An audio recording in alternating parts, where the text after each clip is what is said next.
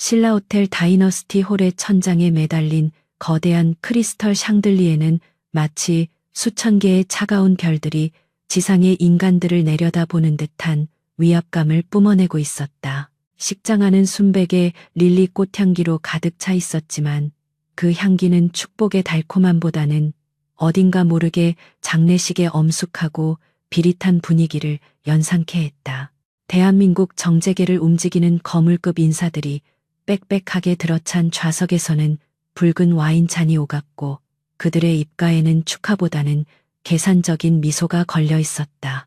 이곳은 단순한 결혼식장이 아니라 거대한 욕망과 자본이 거래되는 비즈니스의 현장이었다. 신부 대기실의 거울 앞에 선 한서윤은 자신의 모습을 물끄러미 바라보았다. 파리의 유명 디자이너가 오직 그녀만을 위해 제작했다는 아이보리색 웨딩드레스는 그녀의 가냘픈 몸매를 우아하게 감싸고 있었지만 서윤의 눈에는 그것이 세상에서 가장 화려한 수의처럼 보였다. 빚더미에 올라앉아 몰락 직전인 한성건설의 장녀로서 그녀는 오늘 가문의 생존을 위해 팔려가는 재물이었다. 거울 속의 자신과 눈이 마주친 순간 서윤은 입술을 굳게 다물었다. 그녀의 눈동자는 공포나 슬픔 대신 차가운 이성이 서려 있었고 그 깊은 곳에는 누구에게도 들키지 않은 날카로운 칼날이 숨겨져 있었다. 굳게 닫힌 참나무 문 밖에서는 수많은 사람들이 그녀의 등장을 기다리고 있었다. 세간은 그녀를 재벌가 황태자와 결혼하는 행운의 신데렐라라고 부르며 부러워했지만 상류층 사교계의 시선은 달랐다. 그들은 그녀를 강도진이라는 냉혹한 포식자의 먹잇감이자 DN그룹의 일시적인 장식품으로 여기며 조소하고 있었다. 곧이어 문이 열리고 서윤의 부친이 식은땀을 흘리며 들어왔다. 그는 딸의 눈을 똑바로 쳐다보지도 못한 채 그저 시간이 다 되었다며 서둘러 나가자고 재촉할 뿐이었다. 서윤은 부친의 떨리는 손을 보며 씁쓸한 미소를 삼켰다. 서윤은 티아라를 고쳐 쓰고 깊은 숨을 들이마셨다. 그녀는 두려움에 떠는 희생양으로 보이고 싶지 않았다. 오히려 여왕이 자신의 즉위식에 오르는 것처럼 당당하고 우아하게 걸어가리라 다짐했다. 웅장한 오케스트라의 연주가 시작되고 거대한 문이 열리자 수백 개의 카메라 플래시가 번개처럼 터지며 시야를 하얗게 물들였다. 서윤은 부친의 팔짱을 끼고 버진 로드 위를 걸었다. 그녀의 걸음걸이는 한치의 흐트러짐도 없이 우아했고 규칙적이었지만 옆에 있는 부친은 긴장감에 다리가 풀릴 지경이었다. 버진 로드 끝에는 DN그룹의 후계자이자 오늘 그녀의 남편이 될 강도진이 서 있었다. 조각상처럼 완벽한 이목구비와 넓은 어깨를 지닌 그는 턱시도를 입은 모습이 그림처럼 아름다웠지만 그가 뿜어내는 기운은 북극의 빙하처럼 차가웠다. 도진은 다가오는 신부를 향해 어떠한 감정도 내비치지 않은 채 뒷짐을 지고 서 있었다. 마치 계약서에 서명하기 위해 파트너를 기다리는 냉철한 사업가의 모습이었다. 서윤이 단상에 오르자 부친은 도망치듯 그녀의 손을 도진에게 넘기고 뒤로 물러났다. 도진의 손이 서윤의 손을 감싸 쥐었다. 그의 손은 크고 단단했지만 온기라고는 전혀 느껴지지 않았다. 서윤은 고개를 들어 도진의 눈을 똑바로 응시했다. 칠흑 같은 그의 눈동자 속에는 그녀에 대한 호기심도 애정도 없었다. 오로지 귀찮은 절차를 빨리 끝내고 싶어 하는 무관심만이 자리 잡고 있을 뿐이었다. 주례사가 사랑과 헌신에 대한 상투적인 문구들을 읊어대는 동안 두 사람은 서로 다른 곳을 응시하며 각자의 생각에 잠겨 있었다. 하객석 앞줄에 앉은 최미란 여사는 우아한 부채로 입을 가린 채 아들 강민재와 귓속말을 주고받고 있었다. 저 아이가 얼마나 버틸지 내기라도 할까. 3개월 아니면 반년. 최미란의 목소리는 작았지만 뱀처럼 스산하게 서윤의 귓가에 꽂혔다. 그 옆에 앉은 강민재 역시 비릿한 웃음을 흘리며 서윤을 위아래로 훑어보고 있었다. 경쟁 기업의 영예들이 모여있는 테이블에서도 노골적인 비웃음이 들려왔다. 주제 파악 못하고 호랑이 굴에 제 발로 걸어 들어간 멍청한 여자라며 수군거리는 소리가 들려왔지만 서유는 표정 하나 바꾸지 않았다.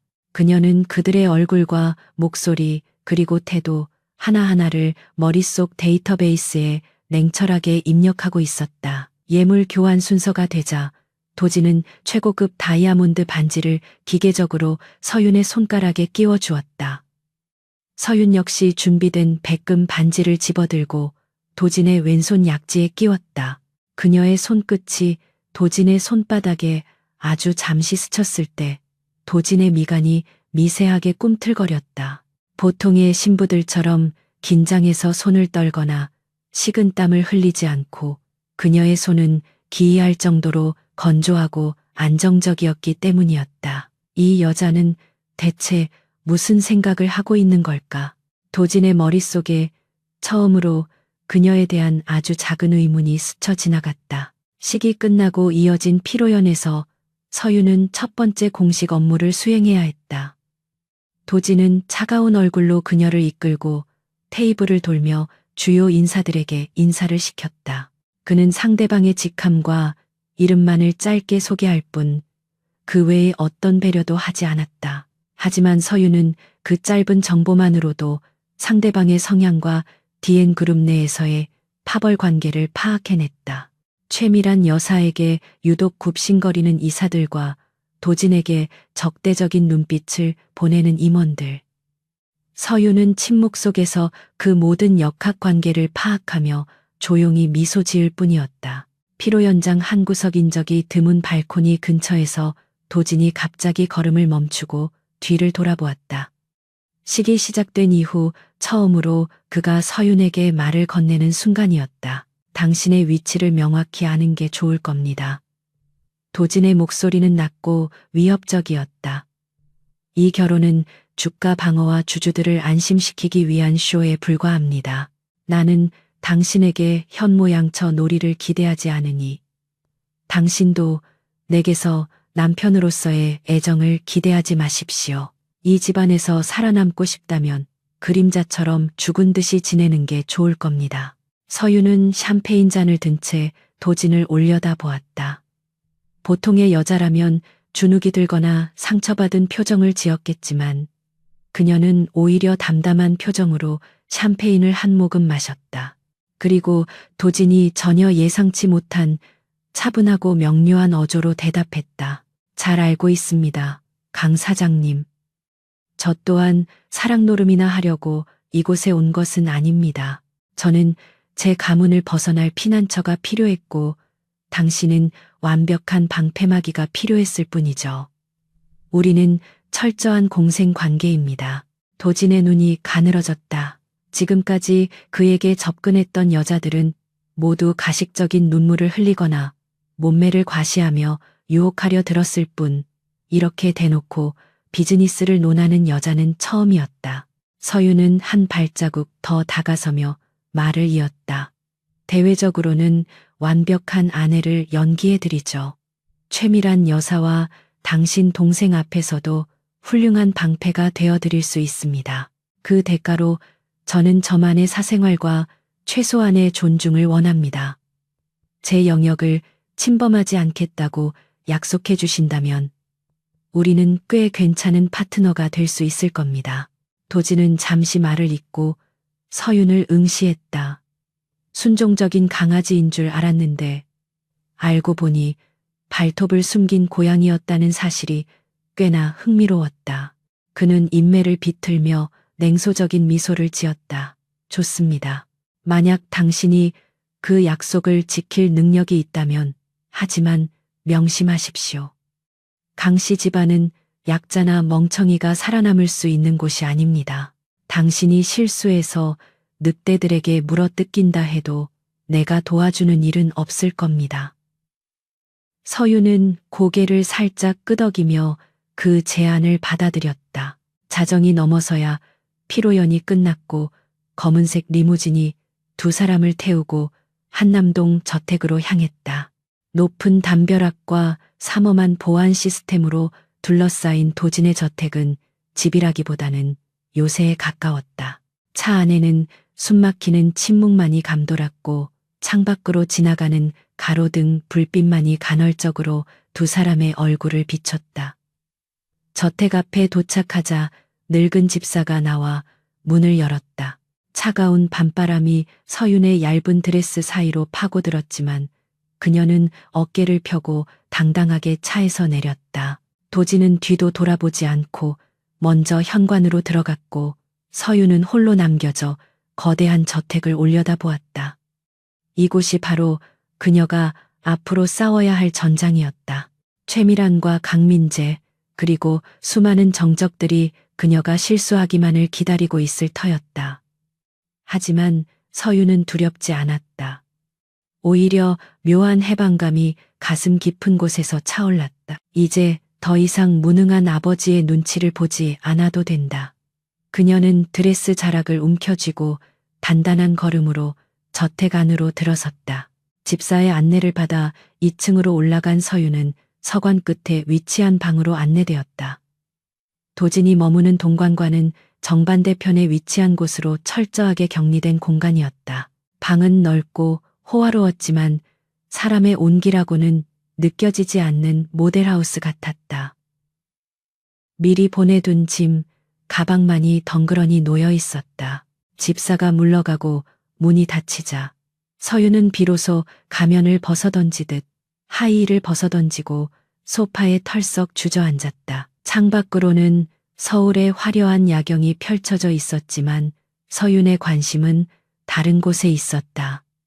그녀는 핸드백 깊숙한 곳에서 얇은 태블릿 PC를 꺼냈다. 화면이 켜지자 복잡한 주식 차트와 DN그룹 계열사들의 재무제표, 그리고 이면 장부로 추정되는 암호화된 파일들이 나타났다.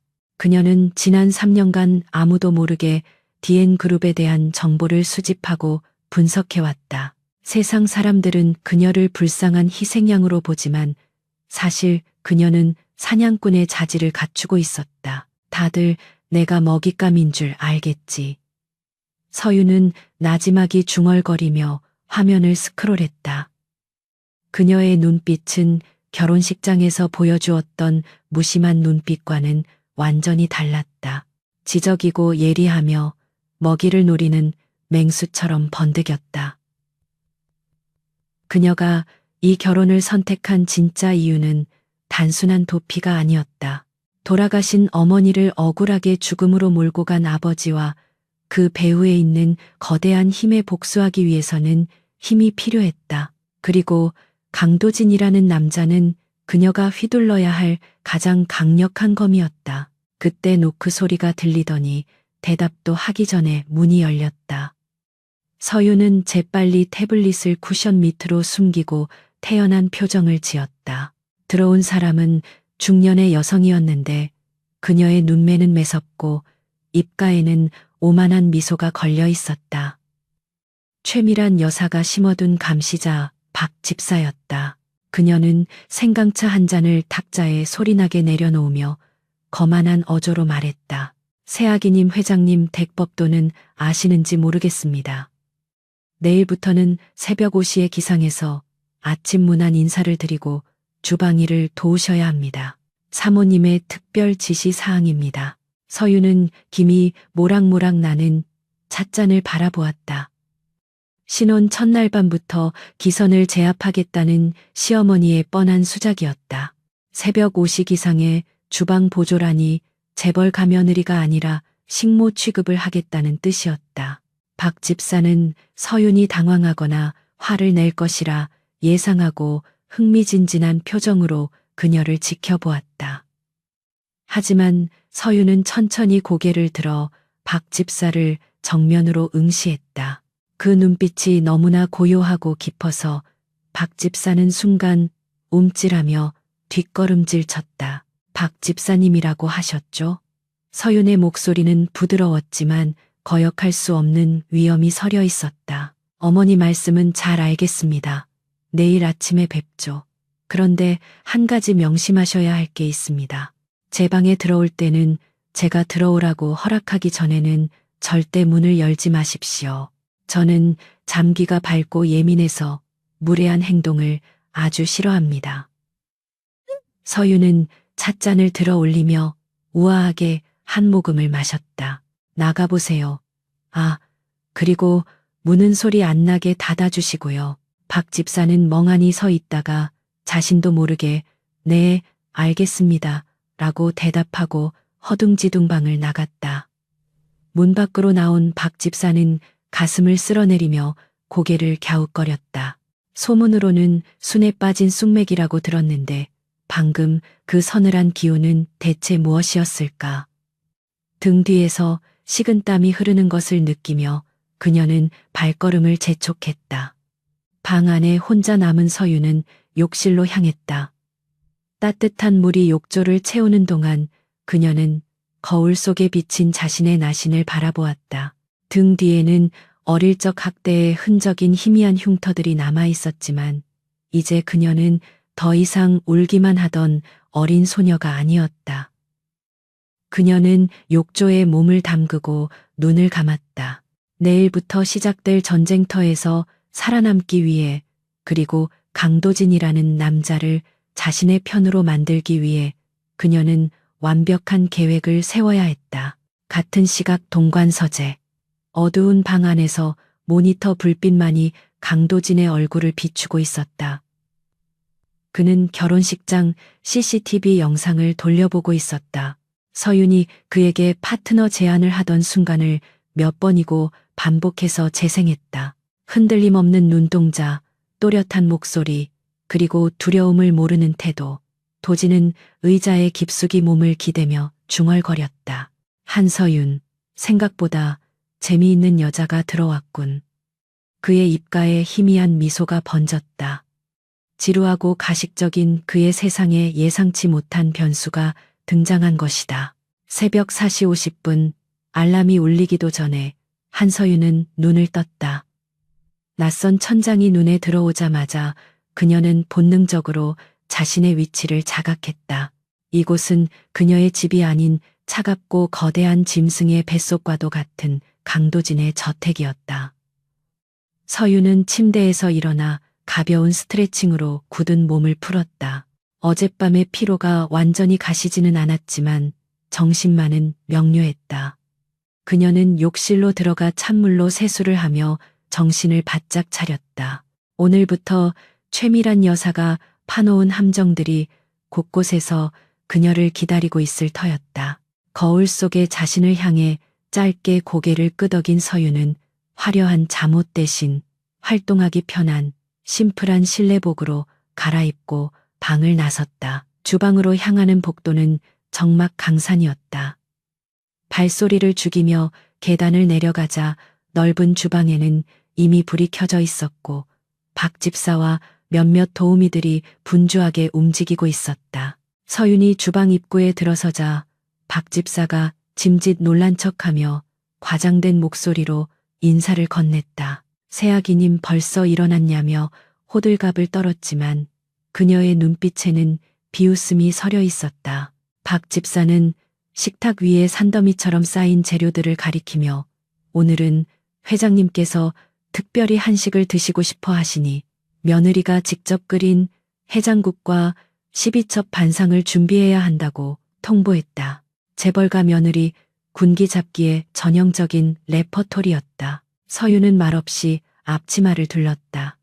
보통의 재벌가 영예였다면 칼 잡는 법조차 몰라 당황하거나 하인들에게 시키고 지켜보기만 했을 것이다.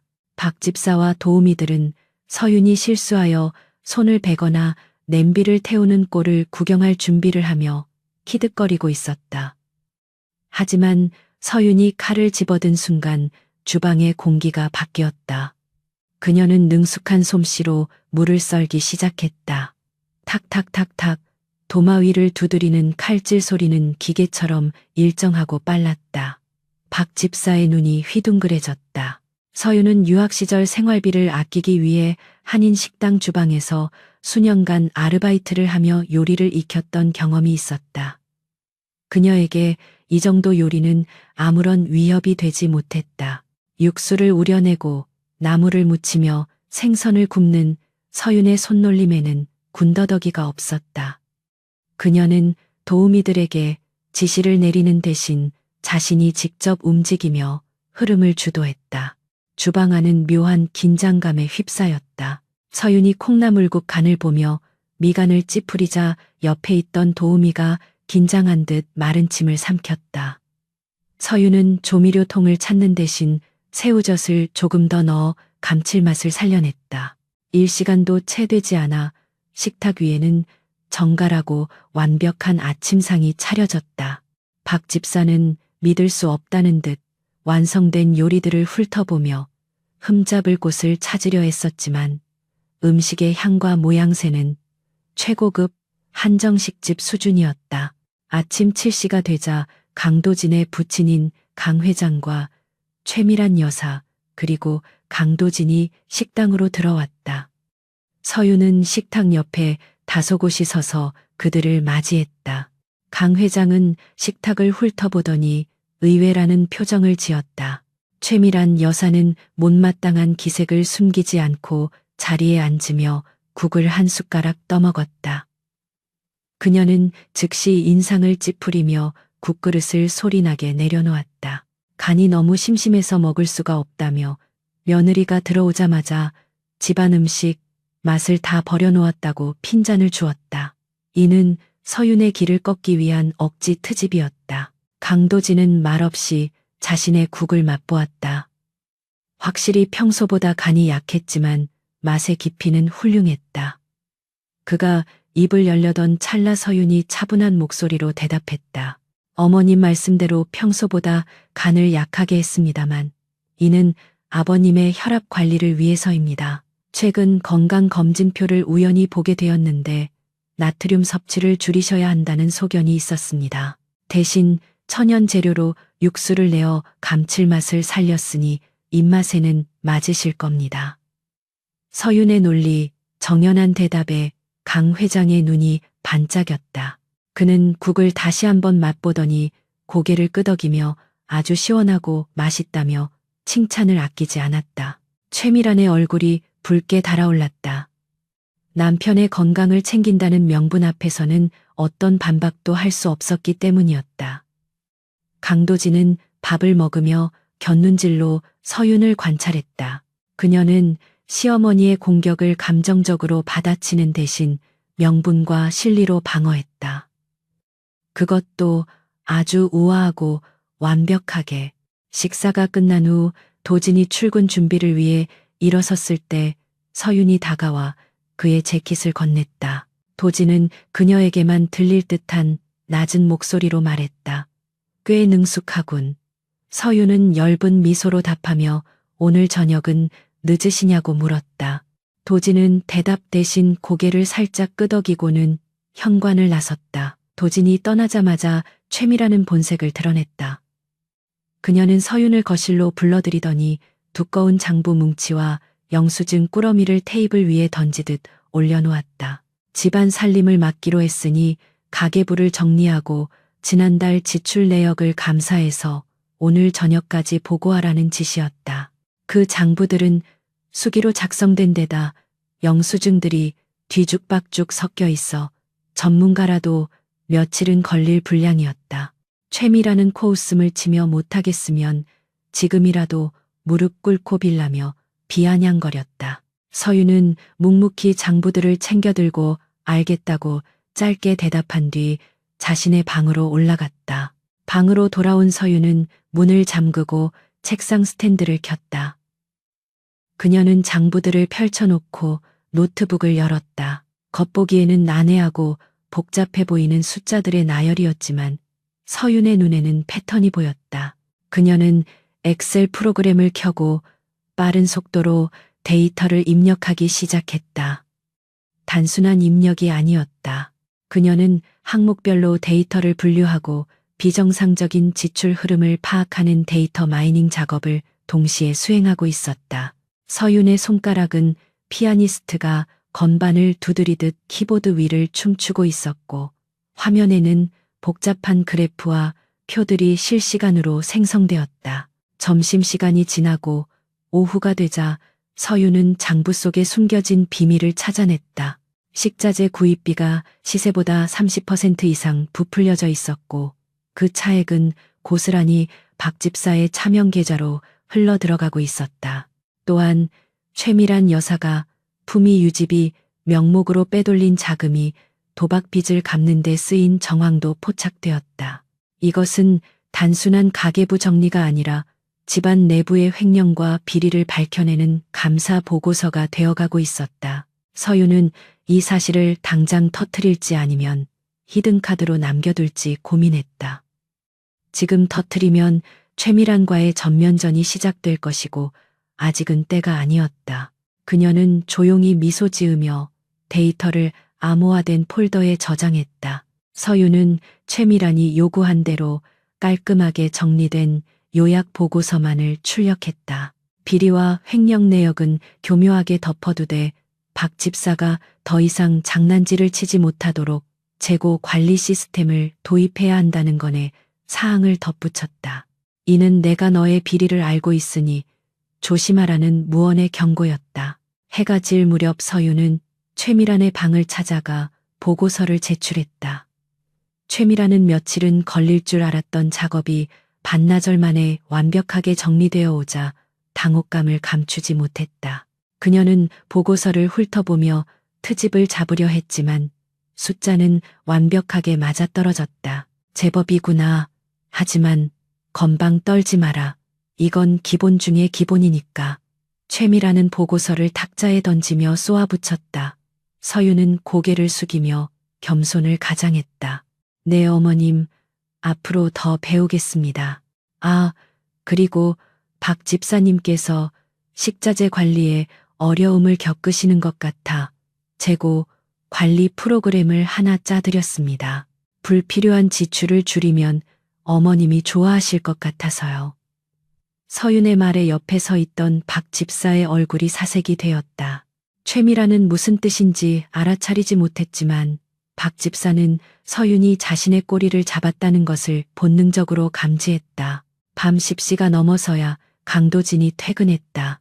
그는 피곤한 기색이 역력한 채 넥타이를 느슨하게 풀며 2층으로 올라왔다. 복도를 지나가던 그는 서윤의 방문 틈으로 새어나오는 불빛을 보았다. 호기심이 인 도진은 발걸음을 멈추고 잠시 망설이다가 문을 두드렸다.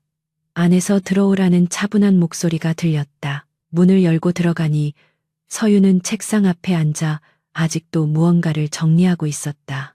방 안은 서류 냄새와 은은한 라벤더 향이 섞여 묘하게 안정적인 분위기를 자아냈다. 아직 안 자고 있었습니까?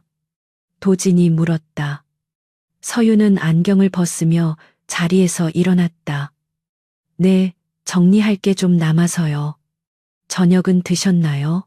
의례적인 인사였지만 도진은 그 평범한 물음이 나쁘지 않았다. 그는 책상 위에 놓인 노트북 화면을 힐끗 보았다. 복잡한 수식과 영어로 된 경제 기사들이 띄워져 있었다. 도진의 눈이 커졌다. 가계부 정리를 한다고 들었는데 이건 뭡니까? 서윤은 당황하지 않고 자연스럽게 화면을 닫았다. 가계부 정리는 끝냈고 개인적으로 공부하던 것들입니다. 시장 흐름을 놓치면 안 되니까요. 도진은 서윤에게 한 걸음 다가가며 물었다. 오늘 어머니가 무리한 요구를 했다고 들었습니다. 왜 거절하거나 나에게 도움을 요청하지 않았습니까? 당신은 내가 방패막이가 되어주길 원한다고 했으면서 정작 본인은 혼자서 모든 걸 감당하려 하는군요. 그의 목소리에는 질책보다는 궁금증이 담겨 있었다. 서윤은 도진을 똑바로 바라보며 대답했다. 도움을 요청하는 건 제 능력이 부족할 때 하는 것입니다. 단순한 산수 문제와 요리 정도는 제 선에서 해결할 수 있습니다. 그리고 당신을 귀찮게 하는 건 계약 조건에 위배되는 것 같아서요. 단순한 산수라. 도진은 피식 웃음을 터뜨렸다.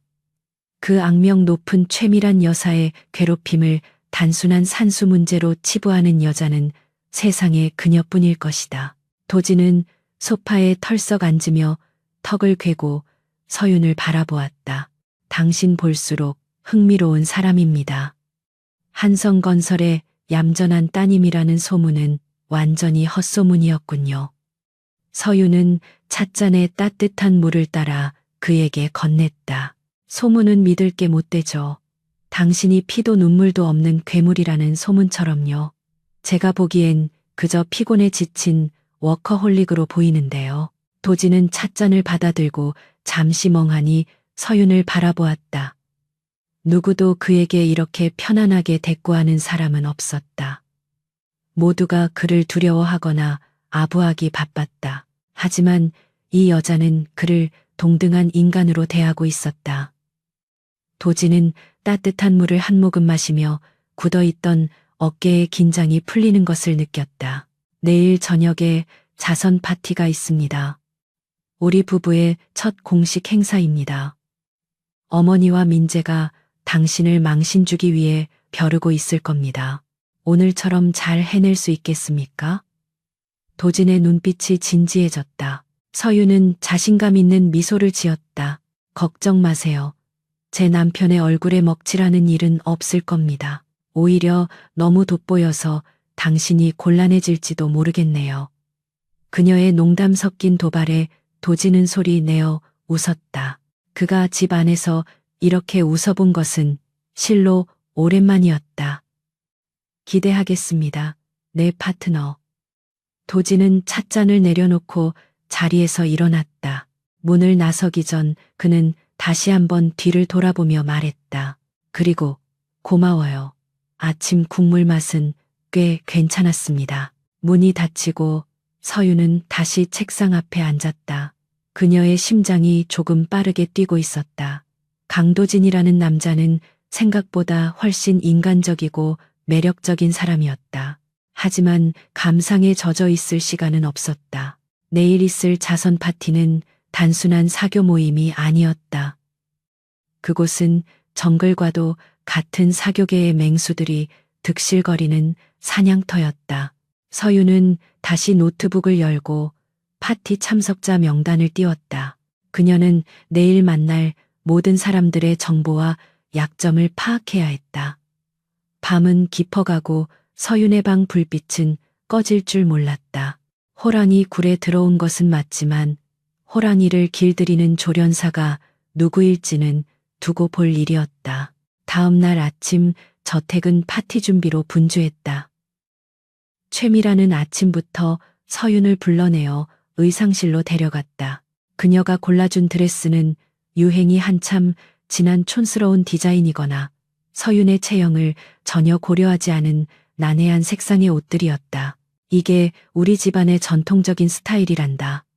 며느리로서 품위를 지켜야지. 최미라는 뻔뻔하게 거짓말을 늘어놓았다. 대중들 앞에서 서윤을 촌스러운 여자로 만들어 웃음거리로 만들 작정이었다. 서윤은 군말 없이 드레스를 받아들었다. 하지만 파티장에 도착했을 때 차에서 내린 서윤의 모습에 모든 사람들의 시선이 집중되었다. 그녀는 최미란이 골라준 촌스러운 드레스를 입지 않았다. 대신 그녀는 자신이 가지고 있던 심플한 블랙 벨벳 드레스를 수선하여 입고 나왔다. 몸매를 타고 흐르는 우아한 라인과 과감하게 드러낸 쇄골 라인은 그녀의 고혹적인 매력을 극대화했다. 목에는 화려한 보석 대신 얇은 진주 목걸이 하나만을 착용하여 절제된 미를 보여주었다. 최미라는 분노로 얼굴이 일그러졌지만 수많은 취재진 앞이라 화를 낼 수도 없었다. 도진은 차문을 열어주며 서윤의 귓가에 속삭였다. 어머니가 준 옷은 어쩌고. 서윤은 팔짱을 끼며 우아하게 미소 지었다. 실수가 있어서 못 입게 되었어요. 다리미질을 하다가 그만 태워 먹었거든요. 너무 안타깝죠. 그녀의 뻔뻔한 거짓말에 도진은 입꼬리를 올리며 쓴웃음을 지었다.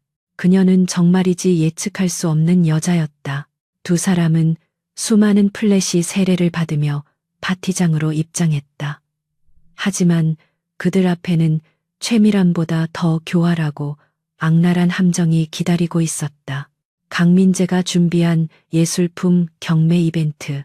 그것은 예술의 문외한인 서윤을 철저하게 짓밟기 위한 완벽한 무대였다. 화려한 샹들리에가 비추는 그랜드 볼룸은 대한민국 상류층의 허영심이 집약된 공간이었다. 자선 파티라는 명목하에 모인 이들은 가난한 이들을 돕기보다는 자신의 부와 권력을 과시하는 데 혈안이 되어 있었다.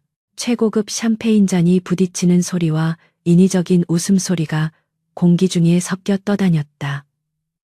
한서윤은 강도진의 팔짱을 낀 채 파티장 중앙으로 걸어 들어갔다. 그녀가 입은 심플한 블랙 벨벳 드레스는 화려한 보석으로 치장한 다른 부인들과 대조를 이루며 오히려 더욱 강렬한 존재감을 발산하고 있었다. 사람들은 수군거리며 그녀를 훔쳐보았다. 몰락해가는 한성건설의 딸이 재벌가에서 기죽어 있을 것이라 예상했던 그들의 기대는 보기 좋게 빗나갔다. 강도진은 서윤의 허리에 가볍게 손을 올린 채 그녀를 에스코트했다. 그것은 다정한 남편의 제스처라기보다는 자신의 소유물을 보호하려는 맹수의 본능적인 행동에 가까웠다. 긴장하지 마. 늑대들이 먹잇감을 노리고 있으니까. 도진이 나지막이 속삭였다. 서윤은 고개를 살짝 돌려 그와 눈을 맞췄다. 걱정 마세요. 저는 사냥감이 될 생각이 없으니까요. 그녀의 눈동자는 흔들림 없이 고요했다. 도진은 그 눈빛에서 묘한 신뢰감을 느꼈다. 이 여자는 정말로 무너지지 않을 것 같다는 확신이 들었다. 그때 맞은편에서 강민재와 최미란이 다가왔다. 그들의 곁에는 백발이 성성한 서양 노신사가 서 있었다. 그는 프랑스 명품 그룹 루미에르의 회장인 앙리 베르나르였다. 디엔 그룹이 유럽 시장 진출을 위해 반드시 잡아야 하는 핵심 인물이었다. 하지만 베르나르는 까다롭기로 소문난 인물로 돈보다는 예술과 철학을 중시하는 독특한 성향 때문에 웬만한 비즈니스맨들은 그와의 대화조차 힘들어했다. 강민재는 자신만만한 표정으로 그들을 맞이했다. 그는 오늘 이 자리에서 베르나르의 마음을 사로잡고 동시에 서윤을 무식한 여자로 만들어 도진의 얼굴에 먹칠을 할 계획이었다. 형님, 형수님, 오셨습니까? 민재가 과장된 미소로 인사를 건넸다. 이쪽은 루미에르 그룹의 베르나르 회장님이십니다. 오늘 우리 자선 경매를 위해 특별히 귀한 그림을 기증해 주셨죠. 민재는 유창한 영어로 베르나르에게 도진과 서윤을 소개했다. 하지만 베르나르의 표정은 시큰둥했다. 그는 도진에게 가볍게 악수를 청한 뒤 서윤에게는 눈길조차 주지 않았다. 그에게 서윤은 그저 재벌가의 장식품 같은 며느리에 불과해 보였을 것이다. 민재는 이 기회를 놓치지 않고 서윤을 공격할 틈을 노렸다.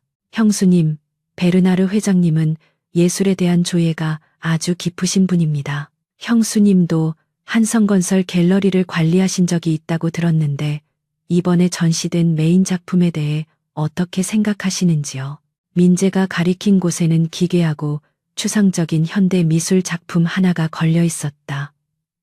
붉은색과 검은색 물감이 뒤섞여 혼란스러운 형상을 하고 있는 그림이었다. 사실 서윤이 갤러리를 관리했다는 것은 거짓말이었다.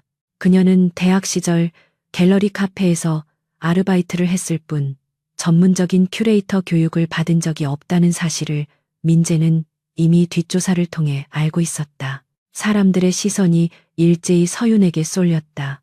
그녀가 당황하여 횡설수설하거나 무식한 발언을 하기를 기대하는 눈치였다. 도진이 막으려 나서려는 순간 서윤이 한 발자국 앞으로 나섰다.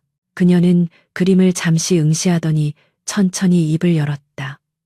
놀랍게도 그녀의 입에서 나온 말은 한국어가 아닌 유창하고 우아한 프랑스어였다. 이 작품은 앙투안 작가의 침묵의 비명이군요. 혼란스러운 붓 터치 속에 숨겨진 질서는 전후 세대의 상실감과 그럼에도 불구하고 살아남아야 한다는 인간의 처절한 의지를 표현하고 있습니다. 특히 저 붉은색은 단순한 피가 아니라 생명의 맥동을 상징하죠. 서윤의 완벽한 발음과 깊이 있는 해석에 베르나르 회장의 눈이 번쩍 뜨였다. 그는 지루해하던 표정을 거두고 서윤에게 다가갔다. 오, 앙투안의 초기작을 알아보는 사람은 드문데 부인께서는 예술을 전공하셨습니까? 베르나르 역시 프랑스어로 물었다. 서윤은 겸손하게 미소 지으며 대답했다.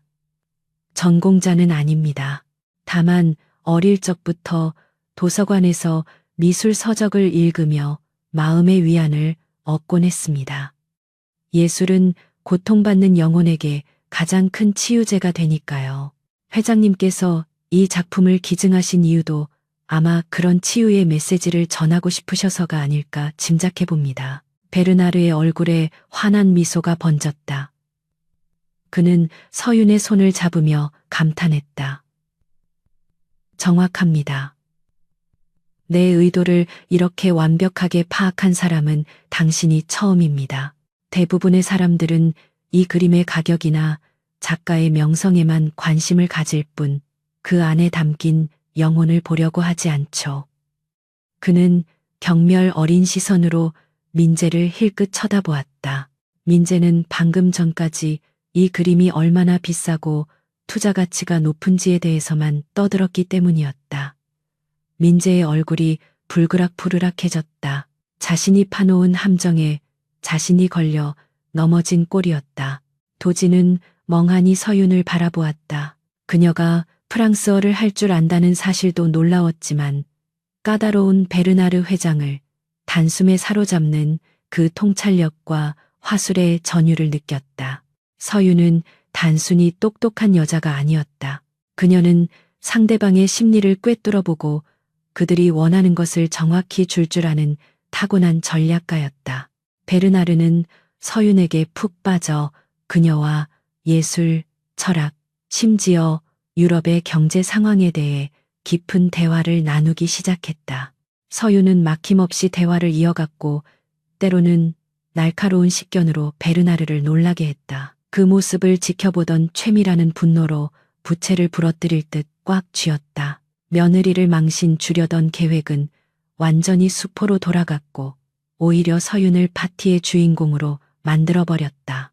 주변의 귀부인들도 수군거리기 시작했다. 어머, 강 대표 부인이 저렇게 똑똑한 줄 몰랐네.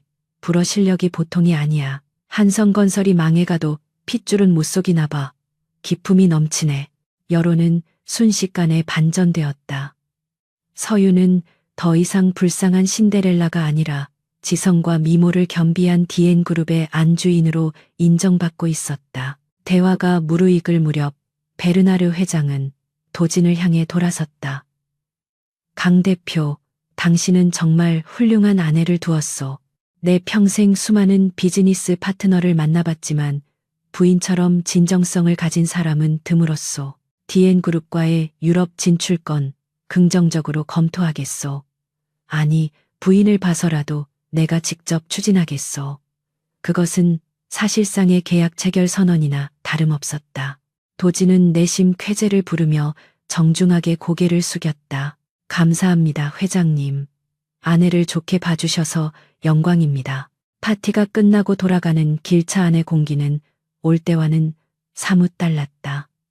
도지는 운전석과 뒷좌석 사이에 칸막이를 올리고 서윤을 향해 돌아앉았다. 그의 눈빛에는 호기심과 경외감이 섞여 있었다. 당신 대체 정체가 뭐지? 프랑스어는 언제 배운 겁니까? 그리고 그 그림에 대한 지식은 또 뭐고? 서윤은 창밖을 바라보던 시선을 거두고 피곤한 듯 목을 돌렸다. 말했잖아요. 살아남기 위해 배웠다고. 집안에 갇혀 있을 때 제가 할 수 있는 건 책을 읽고 외국어 방송을 듣는 것뿐이었어요. 언젠가 이 지옥을 탈출할 날을 꿈꾸면서요. 서윤의 담담한 고백은 도진의 가슴을 찔렀다. 그녀가 말하는 지옥이 무엇인지 그는 짐작조차 할 수 없었지만 그녀가 겪어왔을 외로움과 처절함이 느껴졌다. 그녀는 그저 화려한 스펙을 쌓기 위해 공부한 것이 아니라 생존을 위해 자신을 지키기 위해 무기를 갈고 닦아온 것이다. 도지는 불쑥 손을 뻗어 서윤의 흐트러진 머리카락을 귀 뒤로 넘겨주었다. 서윤이 놀란 듯 움찔하며 그를 바라보았다. 도진의 손길은 투박했지만 전보다는 훨씬 부드러웠다. 오늘 당신은 완벽했어. 덕분에 DN그룹은 수천억 원의 가치가 있는 계약을 따내게 되었어. 고마워. 도진의 진심 어린 칭찬에 서윤의 볼이 붉어졌다. 그녀는 칭찬에 익숙하지 않은 듯 시선을 피하며 중얼거렸다. 계약 조건 이행했을 뿐이에요. 파트너로서. 도진은 피식 웃었다. 그래, 파트너. 하지만 아주 훌륭한 파트너야. 앞으로 당신의 능력을 좀 더 적극적으로 활용하고 싶군. 내 비서실에 자리를 하나 마련해 줄까? 서윤은 고개를 저었다. 아니요. 아직은 때가 아닙니다. 제가 회사에 공식적으로 들어가는 순간 최미란 여사의 경계심은 극에 달할 거예요. 지금은 집안에서 내조하는 척하면서 어머님의 뒤를 캐는 게 더 효율적입니다.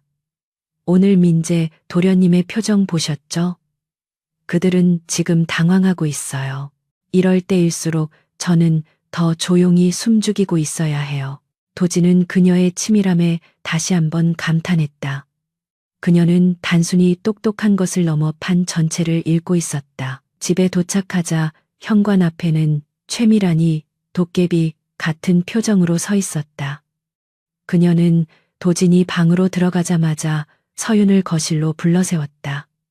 네가 감히 내 아들 앞길을 막아? 어디서 천박한 잔재주를 부려서 회장님을 홀려 네가 갤러리 일을 했다고? 그따위 거짓말이 언제까지 통할 것 같으냐. 최미라는 분노를 참지 못하고 서윤의 뺨을 올려붙이려 손을 들었다. 하지만 그 손은 허공에서 멈췄다. 서윤이 최미란의 손목을 단단히 움켜쥐었기 때문이었다. 서윤의 악력은 생각보다 강했다. 최미란은 당황하여 손을 빼려 했지만 꿈쩍도 하지 않았다. 서윤은 서늘한 눈빛으로 시어머니를 내려다보았다. 어머님, 말씀 함부로 하지 마십시오. 저는 오늘 DN그룹을 위해 수천억 원짜리 계약을 성사시켰습니다. 민재 도련님이 망칠 뻔한 일을 제가 수습한 겁니다. 칭찬은 못해 주실 망정 손찌검이라니요. 이것이 재벌가의 품격입니까? 서윤의 목소리는 낮았지만 거실 전체를 울릴 만큼 또렷했다. 이 건방진 것이. 최미란이 소리를 질렀지만 서윤은 가볍게 그녀의 손을 놓아주었다. 최미란은 휘청거리며 뒤로 물러났다. 경고하는데 앞으로 제 몸에 손대지 마십시오. 저는 어머님의 화풀이 대상이 아닙니다.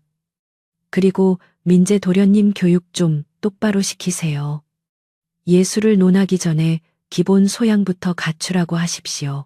서윤은 우아하게 고개를 숙여 인사하고는 뒤도 돌아보지 않고 계단을 올라갔다. 최미라는 분분함에 몸을 떨며 바닥에 주저앉았다. 방으로 돌아온 서윤은 문을 잠그고 나서야 긴장이 풀린 듯 다리에 힘이 풀렸다. 심장이 터질 듯이 뛰고 있었다. 시어머니에게 정면으로 맞선 것은 이번이 처음이었다. 두려움도 있었지만 그보다 더 큰 쾌감이 밀려왔다. 그녀는 거울을 보며 스스로에게 속삭였다.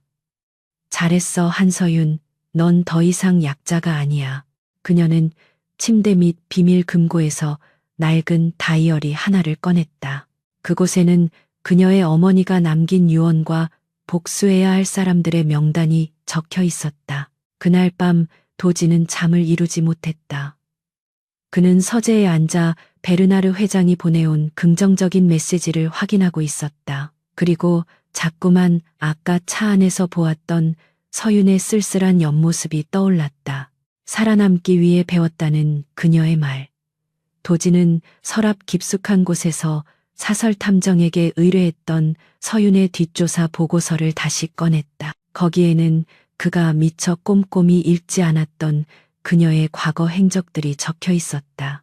학창시절 왕따, 계모의 학대, 아버지의 방관, 그리고 우울증 치료 기록들. 도지는 보고서를 읽어내려가며 주먹을 꽉 쥐었다. 그가 상상했던 것보다 그녀의 삶은 훨씬 더 비참하고 가혹했다. 그런데도 그녀는 그 진흙탕 속에서 꺾이지 않고 저렇게 아름답고 강인한 꽃을 피워냈다. 도진은 가슴 한구석이 욱신거리는 것을 느꼈다. 그것은 연민이 아니었다. 그것은 동질감이었다. 그 역시 화려한 재벌가에서 태어났지만 어머니를 일찍 여의고 계모의 손에서 살아남기 위해 감정을 죽이고 기계처럼 살아왔기 때문이었다. 우리 꽤 닮았군. 도진은 혼잣말을 하며 보고서를 덮었다. 그는 이제 서윤을 단순한 비즈니스 파트너로만 볼 수 없게 되었다. 그는 그녀가 궁금해졌고 그녀를 더 알고 싶어졌으며 무엇보다 그녀가 더 이상 상처받지 않게 지켜주고 싶다는 위험한 생각이 들기 시작했다. 그는 자리에서 일어나 서윤의 방 쪽을 바라보았다. 굳게 닫힌 문 너머에 있는 그녀에게 다가가고 싶었지만 아직은 때가 아니었다. 그는 천천히 하지만 확실하게 그녀에게 다가가기로 마음먹었다. 다음 날 아침 식사 자리의 분위기는 살얼음판 같았다. 최미란과 민재는 말 한마디 없이 밥을 깨작거렸고 강 회장은 기분이 좋은지 연신 싱글벙글했다. 서윤아, 네가 큰일을 해냈다며? 베르나르 회장이 아침 일찍 전화를 해서는 며느리 칭찬을 입이 마르도록 하더구나. 아주 장하다. 강 회장의 칭찬에 최미란의 숟가락이 달그락거리며 떨렸다. 서윤은 담담하게 대답했다. 감사합니다, 아버님. 도진 씨가 옆에서 잘 이끌어준 덕분입니다. 공을 남편에게 돌리는 센스까지 보이자 강 회장은 더욱 흐뭇해했다. 도진은 식탁 밑으로 서윤의 손을 살짝 잡았다. 서윤이 놀라 그를 쳐다보자 도진은 눈짓으로 잘했어라는 신호를 보냈다. 서윤의 입가에 옅은 미소가 번졌다. 그 짧은 순간 두 사람 사이에는 끈끈한 유대감이 형성되었다. 하지만 그 평화는 오래가지 않았다. 회사에 출근한 도진에게 비서실장이 급하게 뛰어들어왔다. 대표님, 큰일 났습니다. 검찰에서 압수수색 영장을 들고 왔습니다. 익명의 제보자가 비자금 장부를 넘겼다고 합니다. 도진의 표정이 차갑게 굳었다. 이것은 최미란 측의 반격이 분명했다. 그들은 자신들의 비리를 덮기 위해 도진을 희생양으로 삼으려는 것이었다. 도진은 주먹을 내리치며 일어섰다. 올 것이 왔다. 하지만 이번에는 혼자가 아니었다. 그의 등 뒤에는 천재적인 두뇌를 가진 아내 한서윤이 있었다. 도진은 핸드폰을 들어 서윤에게 전화를 걸었다. 서윤 씨, 도움이 필요해. 당신이 말한 파트너로서의 능력을 보여줄 때가 됐어. 전화기 너머에서 서윤의 침착한 목소리가 들려왔다. 기다리고 있었습니다. 이미 준비는 끝났어요. 지금 바로 회사로 가겠습니다. 서윤은 전화를 끊고 옷장을 열었다. 그녀는 화려한 드레스 대신 깔끔한 정장을 꺼내 입었다.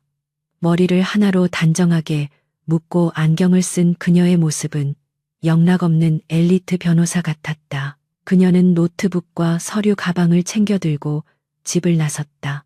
이제 신데렐라가 유리구두를 벗어던지고 전투화를 신을 시간이었다. DN그룹 본사 로비는 아수라장이었다.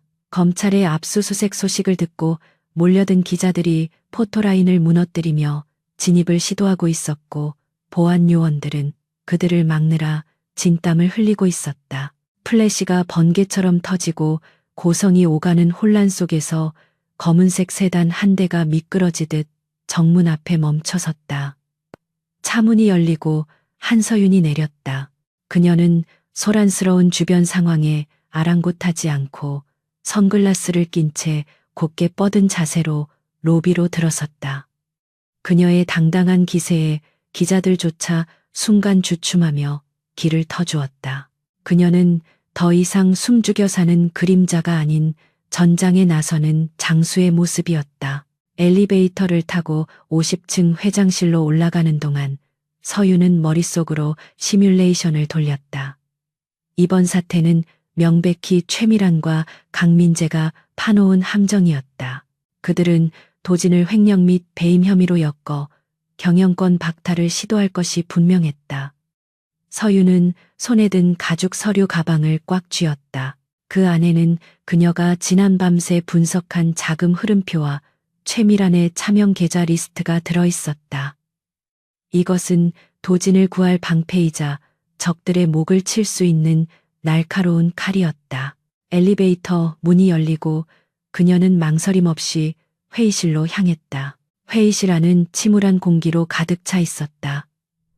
강도진은 상석에 앉아 굳은 표정으로 서류를 노려보고 있었고 그 주변에는 회사 법무팀 변호사들이 쩔쩔매며 서 있었다. 그중 법무팀장인 김 변호사가 조심스럽게 입을 열었다. 대표님, 현재 상황이 좋지 않습니다. 검찰이 확보한 장부에는 대표님 명의의 페이퍼 컴퍼니로 자금이 흘러들어간 정황이 너무나 명확합니다. 일단은 물러나셔서 수사에 협조하는 모습을 보이시는 게 여론을 잠재우는 데 도움이 될 것 같습니다. 그의 말은 사실상 항복 권유나 다름없었다. 도진은 끓어오르는 분노를 억누르며 김 변호사를 노려보았다. 내가 하지도 않은 짓을 인정하고 물러나라니 그게 자네가 내놓은 최선책인가? 내가 물러나는 순간 경영권은 민재에게 넘어갈 텐데 그걸 모르고 하는 소리는 아니겠지. 도진의 날카로운 지적에 김 변호사는 시선을 피하며 식은땀을 흘렸다. 그는 이미 최미란에게 매수된 상태였다. 그는 어떻게든 도진을 설득해 경영 일선에서 물러나게 만들라는 지령을 받은 터였다. 회의실의 공기가 더욱 무겁게 가라앉을 때 벌컥 문이 열리고 서윤이 들어왔다. 누구도 들어오라고 하지 않았는데 무례하군요. 김 변호사가 인상을 찌푸리며 소리쳤다. 사모님, 이곳은 가정주부가 들어올 곳이 아닙니다. 중요한 회의 중이니 나가주십시오. 하지만 서윤은 그를 투명 인간 취급하며 도진의 옆자리로 걸어가 의자를 빼고 앉았다. 그녀는 테이블 위에 서류 가방을 올려놓고 김 변호사를 차갑게 응시했다.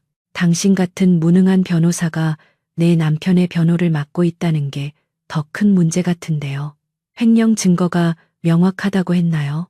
그 장부 제가 좀 봐도 될까요? 김 변호사는 어이가 없다는 표정으로 코웃음을 쳤다. 법률 용어도 모르시는 분이 봐서 뭘 아시겠습니까? 그냥 집으로 돌아가셔서 내조나 하십시오. 그러나 도진은 손을 들어 김 변호사를 제지했다. 보여드려. 도진의 명령에 김 변호사는 마지못해 검찰 영장 사본과 문제의 회계장부를 서윤 쪽으로 밀었다. 서윤은 안경을 꺼내 쓰고 빠른 속도로 서류를 훑어내려갔다. 회의실 안의 모든 시선이 그녀의 손끝에 집중되었다. 종이 넘기는 소리만이 정막을 깨고 있었다. 3분도 채 지나지 않아 서윤은 서류를 덮고 김 변호사를 향해 싸늘하게 미소 지었다. 김 변호사님, 변호사 자격증은 어떻게 따셨습니까? 이 서류의 허점이 안 보이시나요? 여기 홍콩 페이퍼 컴퍼니 설립 날짜를 보세요. 2018년 3월 15일입니다. 그런데 그 당시 도진 씨는 유럽 출장 중이었고 알리바이가 확실합니다. 게다가 이 법인 설립 서류에 찍힌 도장 인형을 확대해보면 미세하게 뭉개져 있어요. 이건 원본 도장이 아니라 3D 프린터나 정교한 위조 기술로 복제된 도장이라는 뜻입니다. 김 변호사의 얼굴이 사색이 되었다. 서윤은 멈추지 않고 노트북을 연결해 화면을 띄웠다. 그리고 제가 가져온 이 데이터를 보시죠.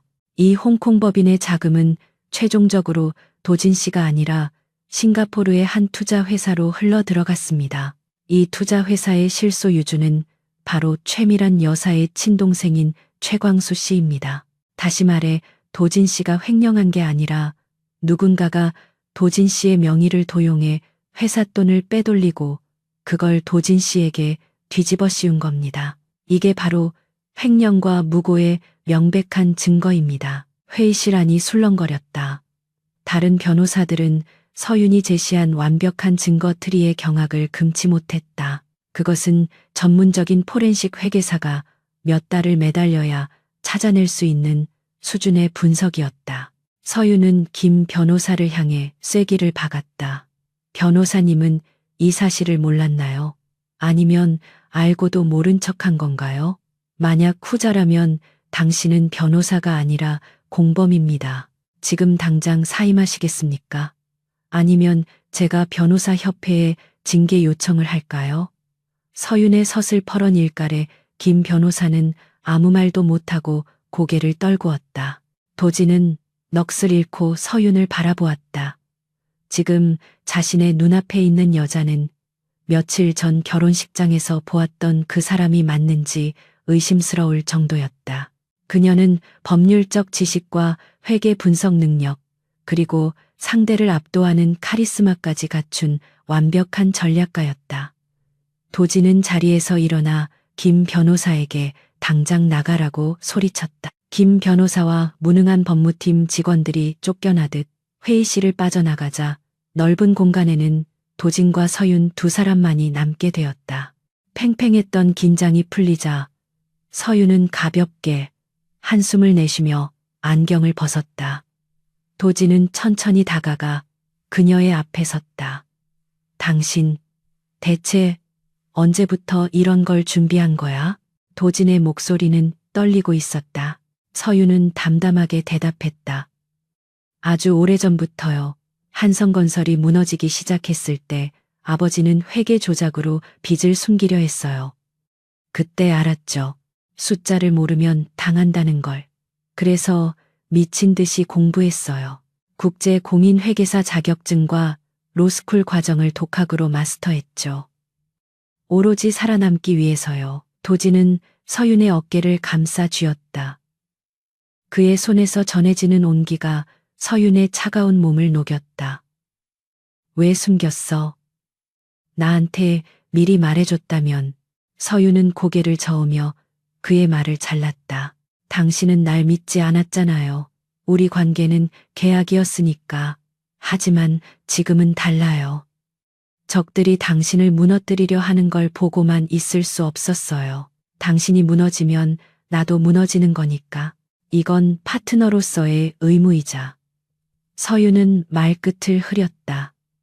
단순한 의무감이라고 하기엔 그녀의 가슴 속에서 일렁이는 감정이 너무나 컸다. 도진은 서윤을 와락 끌어안았다. 예고 없는 포옹에 서윤의 눈이 커졌다. 도진의 품은 단단하고 따뜻했다. 고마워, 서윤아. 정말 고마워. 네가 없었다면 난 오늘 끝장났을 거야. 도진이 처음으로 그녀의 이름을 불렀다. 당신이 아니라 서윤아라고. 그 호칭의 변화가 서윤의 심장을 강하게 두드렸다. 그녀는 망설이다가 조심스럽게 팔을 들어 도진의 등을 토닥였다. 우리는 팀이잖아요. 이제 반격할 차례예요. 서윤의 목소리에 물기가 어렸다. 두 사람은 밤이 깊도록 머리를 맞대고 반격 계획을 짰다. 서윤은 검찰에 제출할 소명 자료를 완벽하게 작성했고 언론에 배포할 보도 자료까지 직접 검수했다. 도진은 그런 그녀를 보며 경이로움을 느꼈다. 그녀는 단순히 똑똑한 참모가 아니었다. 그녀는 그가 평생 찾아 헤매던 영혼의 단짝이었다. 그동안 껍데기뿐인 여자들에게 질려있던 도진에게 서윤은 진흙 속에서 발견한 다이아몬드와 같았다. 새벽 2시가 되어서야 모든 준비가 끝났다. 배고프지 않아? 도진이 물었다. 서윤은 그제야 허기를 느꼈는지 배를 문지르며 웃었다. 근처 편의점이라도 갈까요? 두 사람은 수행원도 없이 몰래 회사 뒷문으로 빠져나와 근처 편의점으로 향했다. 최고급 호텔 요리만 먹던 재벌 회장과 사모님이 편의점 컵라면과 삼각김밥을 먹는 모습은 꽤나 이질적이었지만 두 사람에게는 그 어떤 만찬보다 달콤했다. 도진은 라면을 먹으며 서윤에게 물었다. 이 일이 다 끝나면 뭐 하고 싶어? 서윤은 잠시 생각하더니 대답했다. 그냥 하루 종일 아무 걱정 없이 늦잠 자고 싶어요. 그리고 당신이랑 바다 보러 가고 싶고.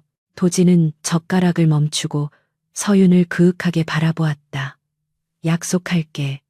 이 싸움이 끝나면 세상에서 가장 아름다운 바다로 데려가 줄게. 그리고 다시는 당신이 혼자 싸우게 하지 않을 거야. 도진의 눈빛은 진심이었다. 서윤은 가슴이 벅차올라 말없이 고개를 끄덕였다. 두 사람 사이에는 더 이상 계약서나 거래 조건 따위는 존재하지 않았다. 오직 서로를 향한 깊은 신뢰와 싹트기 시작한 사랑만이 존재할 뿐이었다. 다음 날 아침 검찰청 앞은 다시 한번 기자들로 북새통을 이루었다. 도진은 서윤과 함께 당당하게 출두했다. 그는 기자들의 질문에 침묵으로 일관하던 전날과 달리 여유로운 미소를 지으며 마이크 앞에 섰다. 진실은 밝혀질 것입니다. 그리고 무고한 사람을 음해한 세력은 반드시 그 대가를 치르게 될 것입니다. 그의 옆에 선 서윤은 묵묵히 그를 지지하며 강인한 눈빛으로 카메라를 응시했다. 그 모습은 실시간으로 전파를 탔고 여론은 당당한 CEO 부부라며 긍정적으로 반응하기 시작했다. 조사실에서 담당 검사는 도진을 거칠게 몰아붙였다. 하지만 도진은 서윤이 준비해준 자료들을 하나하나 제시하며 검사의 논리를 완벽하게 반박했다. 특히 최광수명희의 싱가포르 계좌 내역이 나오자 검사의 표정이 일그러졌다. 이것은 수사의 방향이 완전히 잘못되었음을 의미했다. 아니, 오히려 검찰 내부에서 누군가가 의도적으로 수사를 조작했음을 시사하는 증거였다. 검사는 당황하여 급히 상부와 통화를 시도했고 조사실 분위기는 급반전되었다. 한편 회사에 남은 서윤은 2차 공격을 감행했다.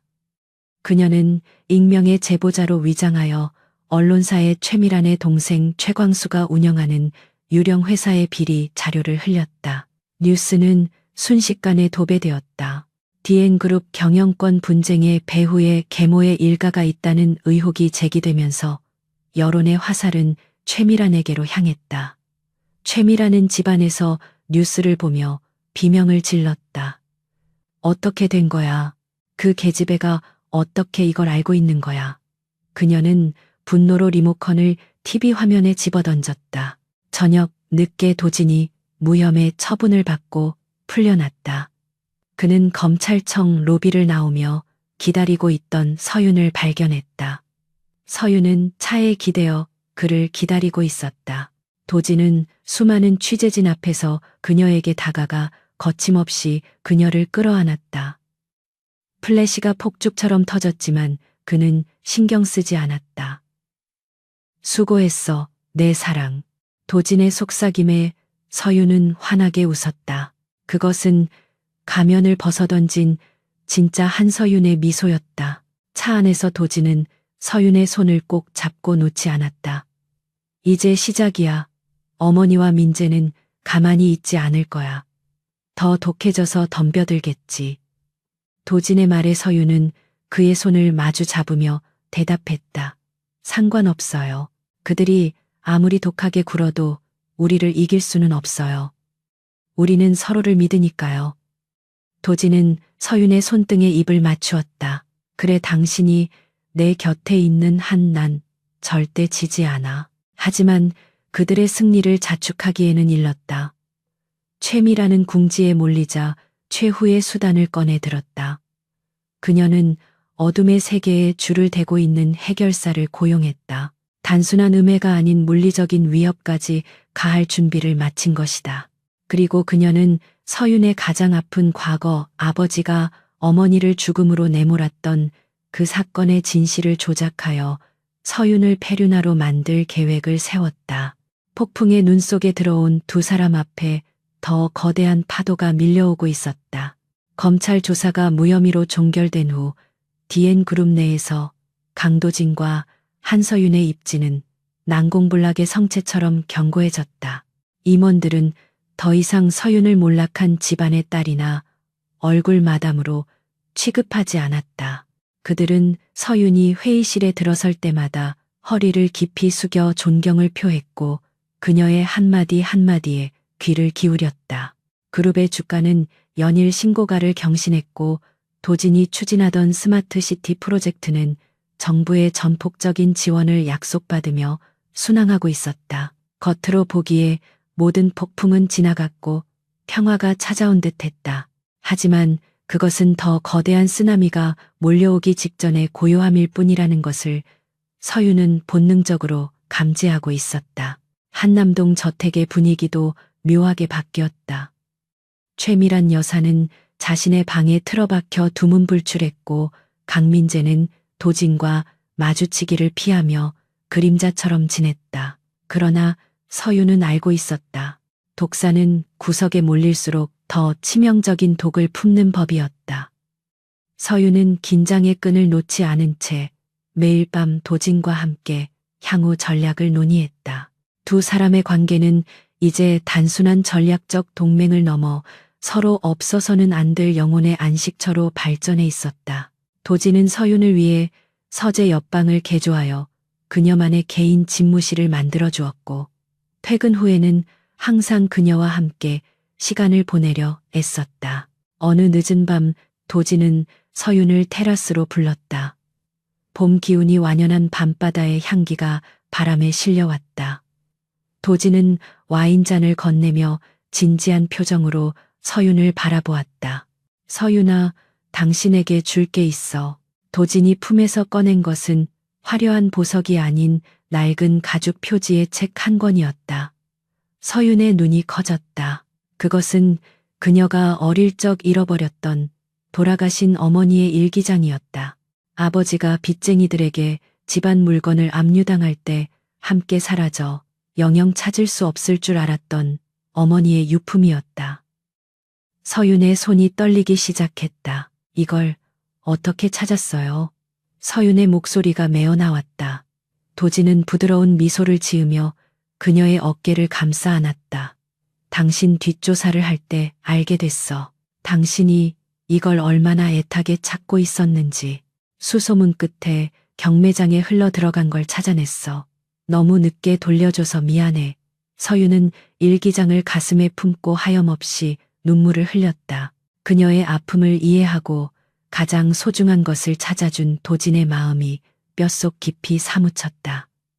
도진은 우는 그녀를 말없이 안아주며 그녀의 등 뒤를 든든하게 받쳐주었다. 그 순간 서윤은 맹세했다. 이 남자를 위해서라면 지옥 불에라도 뛰어들겠노라고. 하지만 그들의 행복한 시간은 잔인할 만큼 짧았다. 며칠 뒤 그룹의 운명을 건 차세대 반도체 설계 도면이 경쟁사인 해외 기업으로 유출되었다는 충격적인 뉴스가 터졌다. 언론은 대서특필했고 기술 유출의 주범이 그룹 내부 고위 관계자라는 소문이 찌라시를 통해 급속도로 퍼져나갔다. 주가는 곤두박질쳤고 주주들은 해명을 요구하며 본사로 몰려들었다.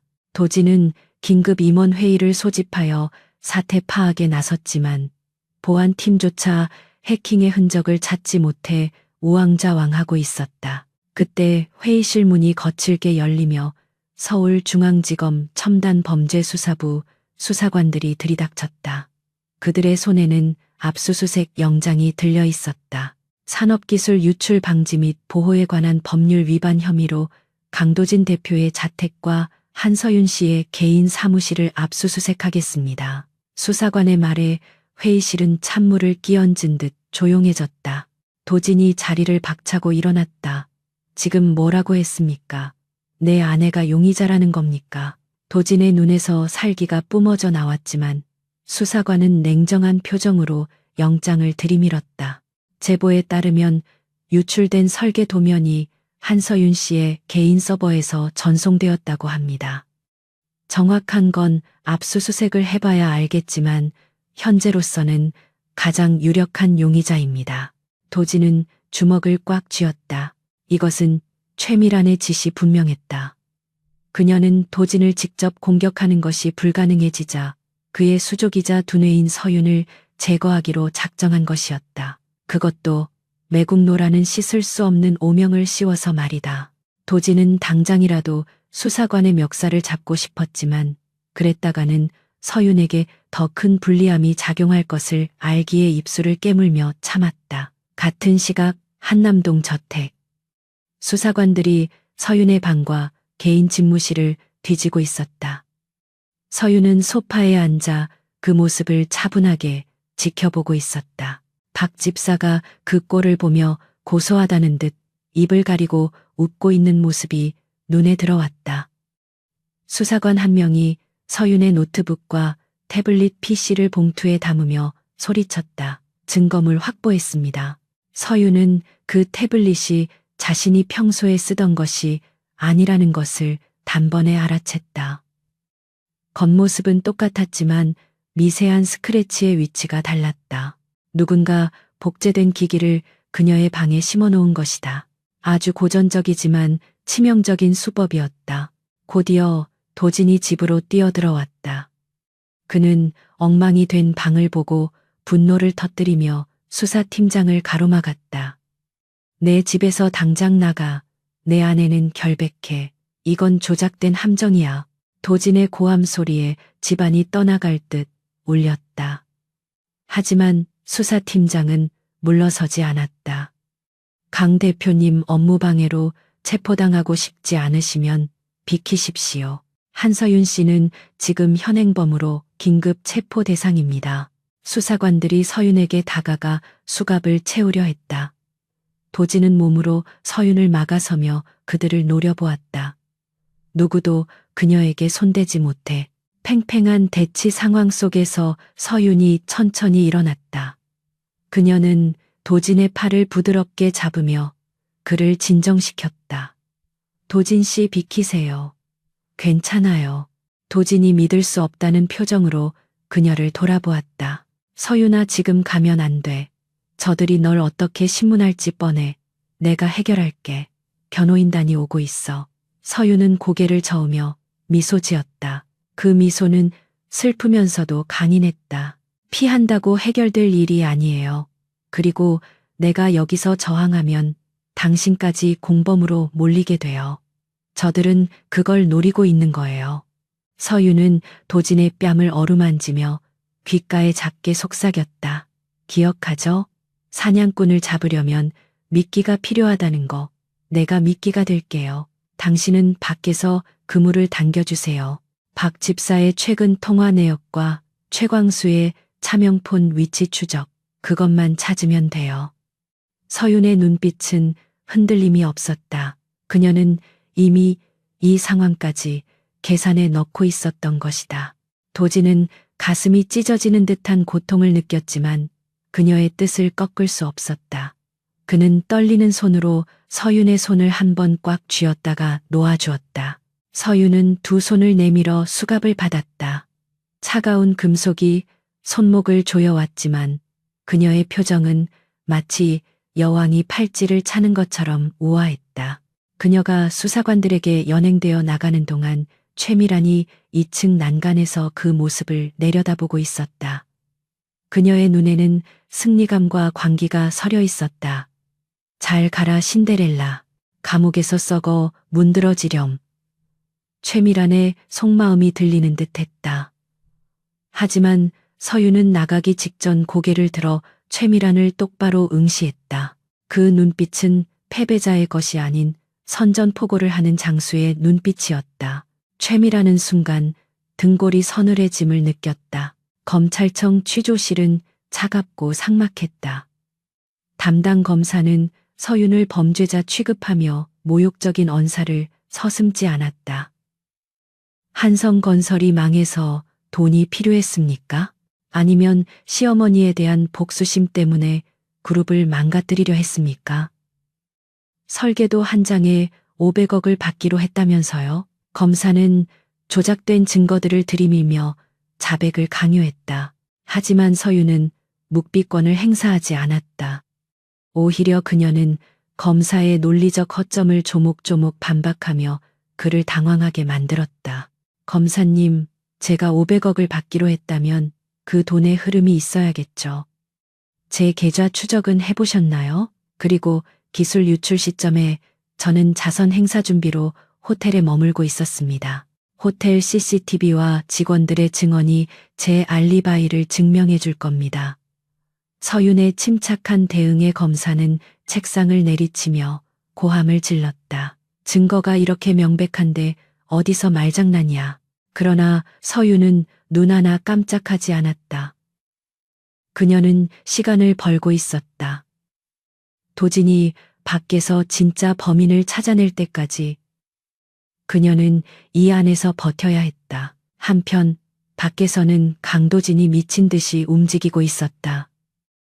그는 그룹 최고의 보안팀과 사설 정보원들을 총동원하여 박 집사와 최광수의 뒤를 쫓았다.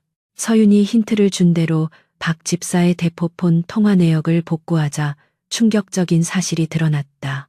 박 집사는 최광수의 사주를 받아 서윤의 방에 복제 태블릿을 숨겨 놓았고 기술 유출은 최미란이 직접 고용한 전문 해커팀이 저지른 짓이었다. 그들은 기술을 팔아넘긴 돈으로 도진의 경영권을 공격할 자금을 마련하려 했던 것이다. 도진은 분노로 손이 부들부들 떨렸다. 어머니라는 작자가 자식의 회사를 팔아먹고 며느리에게 누명을 씌우다니 이것은 더 이상 가족 간의 다툼이 아닌 범죄였다. 도진은 강민재를 찾아갔다. 민재는 자신의 오피스텔에서 술을 마시며 승리를 자축하고 있었다. 문이 부서질 듯 열리고 도진이 들어오자 민재는 비틀거리며 일어났다. 형님, 웬일이야? 형수님, 옥바라지는 안 하고? 민재의 비아냥거림이 끝나기도 전에 도진의 주먹이 민재의 얼굴에 꽂혔다. 민재가 바닥에 나뒹굴었다. 도진은 쓰러진 민재의 멱살을 잡고 일으켜 세웠다. 내 놈들이 무슨 짓을 했는지 다 알아. 기술 유출, 매국행위, 감옥에 가야 할 건 서윤이가 아니라 너와 내 어미야. 도진의 눈은 야수처럼 번들거렸다. 민재는 공포에 질려 뒷걸음질 쳤다. 나는 몰라. 다 어머니가 시킨 거야. 나는 그냥 시키는 대로 했을 뿐이라고. 겁쟁이 민재는 도진의 기세에 눌려 순식간에 어머니를 배신하고 모든 것을 불기 시작했다. 도진은 민재의 자백을 녹음하며 차가운 미소를 지었다. 서윤은 48시간이 넘는 강도 높은 조사에도 지친 기색을 보이지 않았다. 그녀는 유치장 안에서 가부좌를 틀고 앉아 명상을 하고 있었다. 다른 수감자들은 재벌가 사모님이 들어왔다며 호기심 어린 눈으로 쳐다봤지만 서윤의 범접할 수 없는 아우라에 눌려 말을 걸지 못했다. 서윤은 눈을 감고 생각했다. 지금쯤 도진 씨가 모든 퍼즐을 맞췄을 것이다. 이제 반격의 서막이 오를 차례다. 그녀는 마음속으로 카운트다운을 시작했다. 그때 면회실로 나오라는 호출이 떨어졌다. 서윤이 면회실로 들어서자 유리벽 너머에 도진이 앉아 있었다. 며칠 사이 수척해진 얼굴이었지만 눈빛만은 형형하게 살아 있었다. 도진은 수화기를 들고 유리벽에 손바닥을 대었다. 서윤도 그 손바닥 위에 자신의 손을 포개었다. 차가운 유리가 가로막고 있었지만 두 사람의 체온은 서로에게 전해지는 듯했다. 찾았어. 결정적인 증거를 확보했어. 도진의 목소리가 떨렸다. 내일 아침이면 당신은 풀려날 거야. 그리고 그들은 끝장날 거고. 서윤은 안도의 한숨을 내쉬며 미소 지었다. 믿고 있었어요. 당신이라면 해낼 줄 알았으니까. 도진은 울컥하는 감정을 삼키며 말했다. 서윤아, 나오면 우리 진짜 결혼식을 다시 올리자. 가짜 쇼 말고 계약 말고 진짜 우리 둘만의 결혼식. 그리고 다신 널 혼자 두지 않을게. 서윤의 눈에 눈물이 고였다. 그녀는 고개를 끄덕였다. 네, 좋아요. 아주 소박하고 따뜻한 결혼식을 해요. 다음 날 아침 대한민국을 뒤흔들 반전 드라마가 준비되고 있었다. 도진은 검찰에 증거 자료를 제출하는 대신 긴급 기자회견을 소집했다. 그는 전 국민이 보는 앞에서 최미란과 강민재 그리고 그 배후 세력의 추악한 민낯을 까발릴 생각이었다. 서윤이 유치장에서 나오는 순간이 바로 그들의 몰락이 시작되는 순간이 될 것이다. 검찰청 앞에는 수백 명의 기자들이 진을 치고 있었다. 도진은 단상에 올라 마이크를 잡았다. 그의 뒤로는 거대한 스크린이 준비되어 있었다. 오늘 저는 DN그룹의 대표로서가 아니라 한 여자의 남편으로서 이 자리에 섰습니다. 도진의 선언과 함께 스크린에는 박 집사와 최광수의 통화 녹취록 그리고 해킹 자금이 최미란의 차명 계좌로 입금된 내역이 공개되었다. 플래시가 빗발치고 장내는 아수라장이 되었다. 같은 시각 서윤은 무혐의 처분을 받고 검찰청 정문을 걸어 나오고 있었다. 쏟아지는 햇살 아래 그녀는 눈부시게 아름다웠다. 그녀를 기다리고 있던 도진의 비서실장이 차문을 열었다. 사모님, 대표님이 기다리십니다. 쇼타임입니다. 서윤은 입꼬리를 올리며 차에 올랐다. 이제 사냥꾼이 사냥감을 잡으러 갈 시간이었다.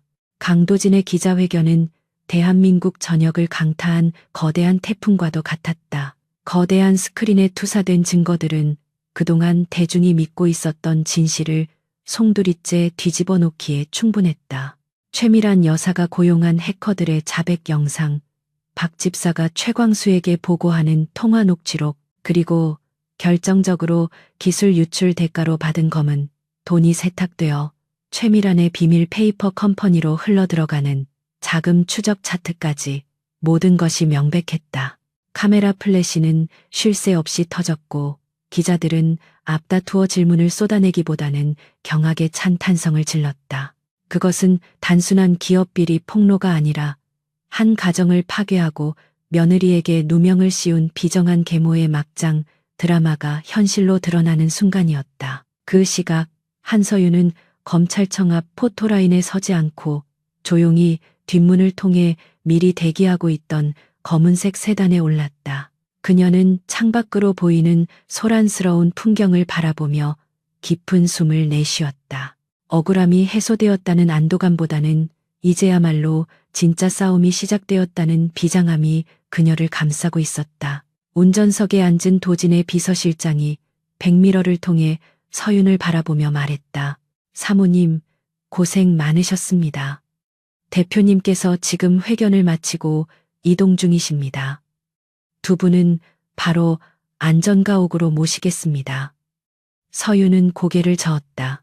아니요, 안전가옥이 아니라 한남동 본가로 가주세요. 그들이 도망치기 전에 잡아야 할 것이 있습니다. 최미라는 저택 거실에서 TV 화면을 보며 발작적으로 소리를 지르고 있었다. 그녀는 손에 잡히는 대로 도자기와 장식품들을 집어던지며 분노를 표출했다. 강도진, 내 놈이 감히 나를, 내가 이 집안을 위해 얼마나 희생했는데. 바닥에는 깨진 유리 조각과 꽃병의 파편들이 어지럽게 널려 있었고 겁에 질린 하녀들은 구석에 숨어 벌벌 떨고 있었다. 강민재는 소파 구석에 처박혀 머리를 감싸 쥐고 있었다. 그는 이미 모든 의욕을 상실한 폐잔병의 모습이었다. 어머니, 이제 다 끝났어요. 경찰이 오고 있다고요. 자수해요, 제발.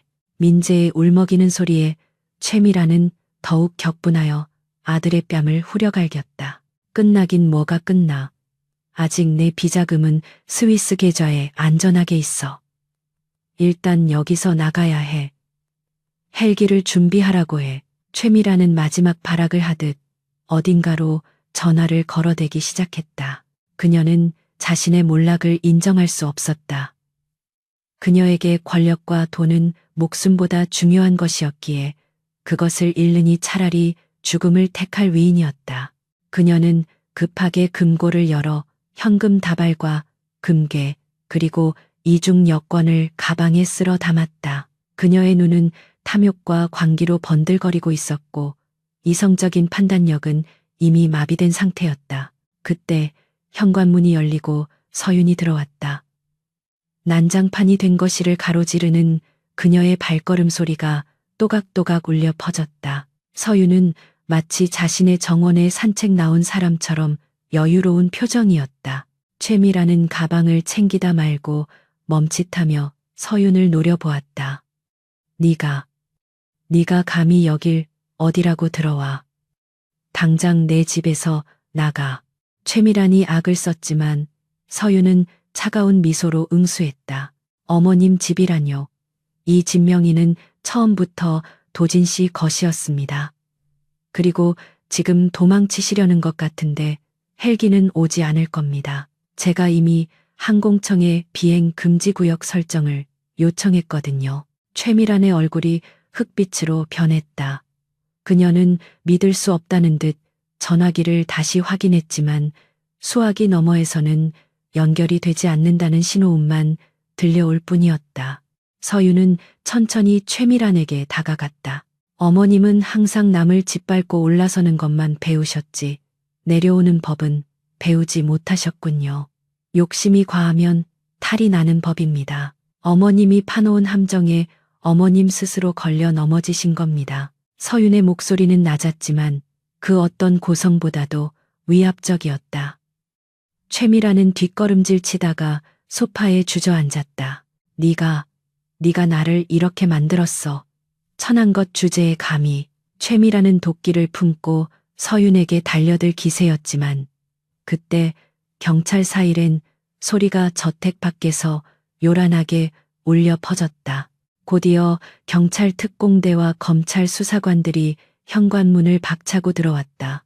최미란 씨, 당신을 특정 경제범죄, 가중처벌 등에 관한 법률 위반 및 무고 교사 혐의로 긴급 체포합니다.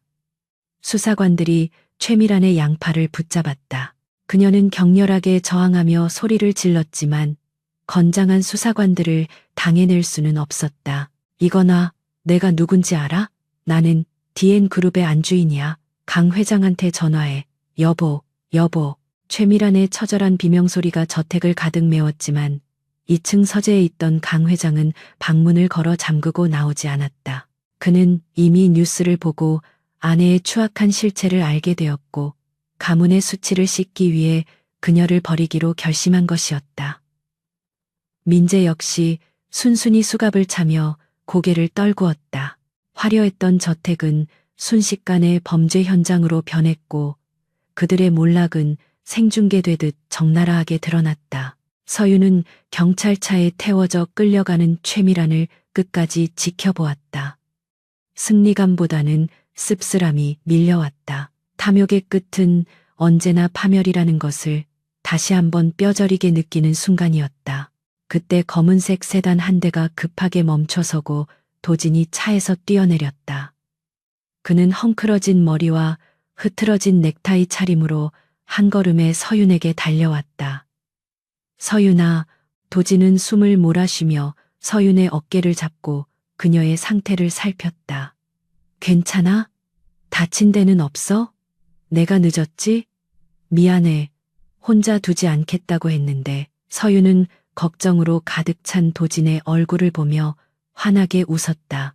아니요, 딱 맞춰 오셨어요. 모든 게 끝났어요. 도진은 그제야 긴장이 풀린 듯 안도의 한숨을 내쉬며 서윤을 와락 껴안았다. 그의 심장이 거칠게 뛰고 있는 것이 느껴졌다. 다행이다. 정말 다행이다. 도진은 서윤의 머리카락에 얼굴을 묻고 중얼거렸다.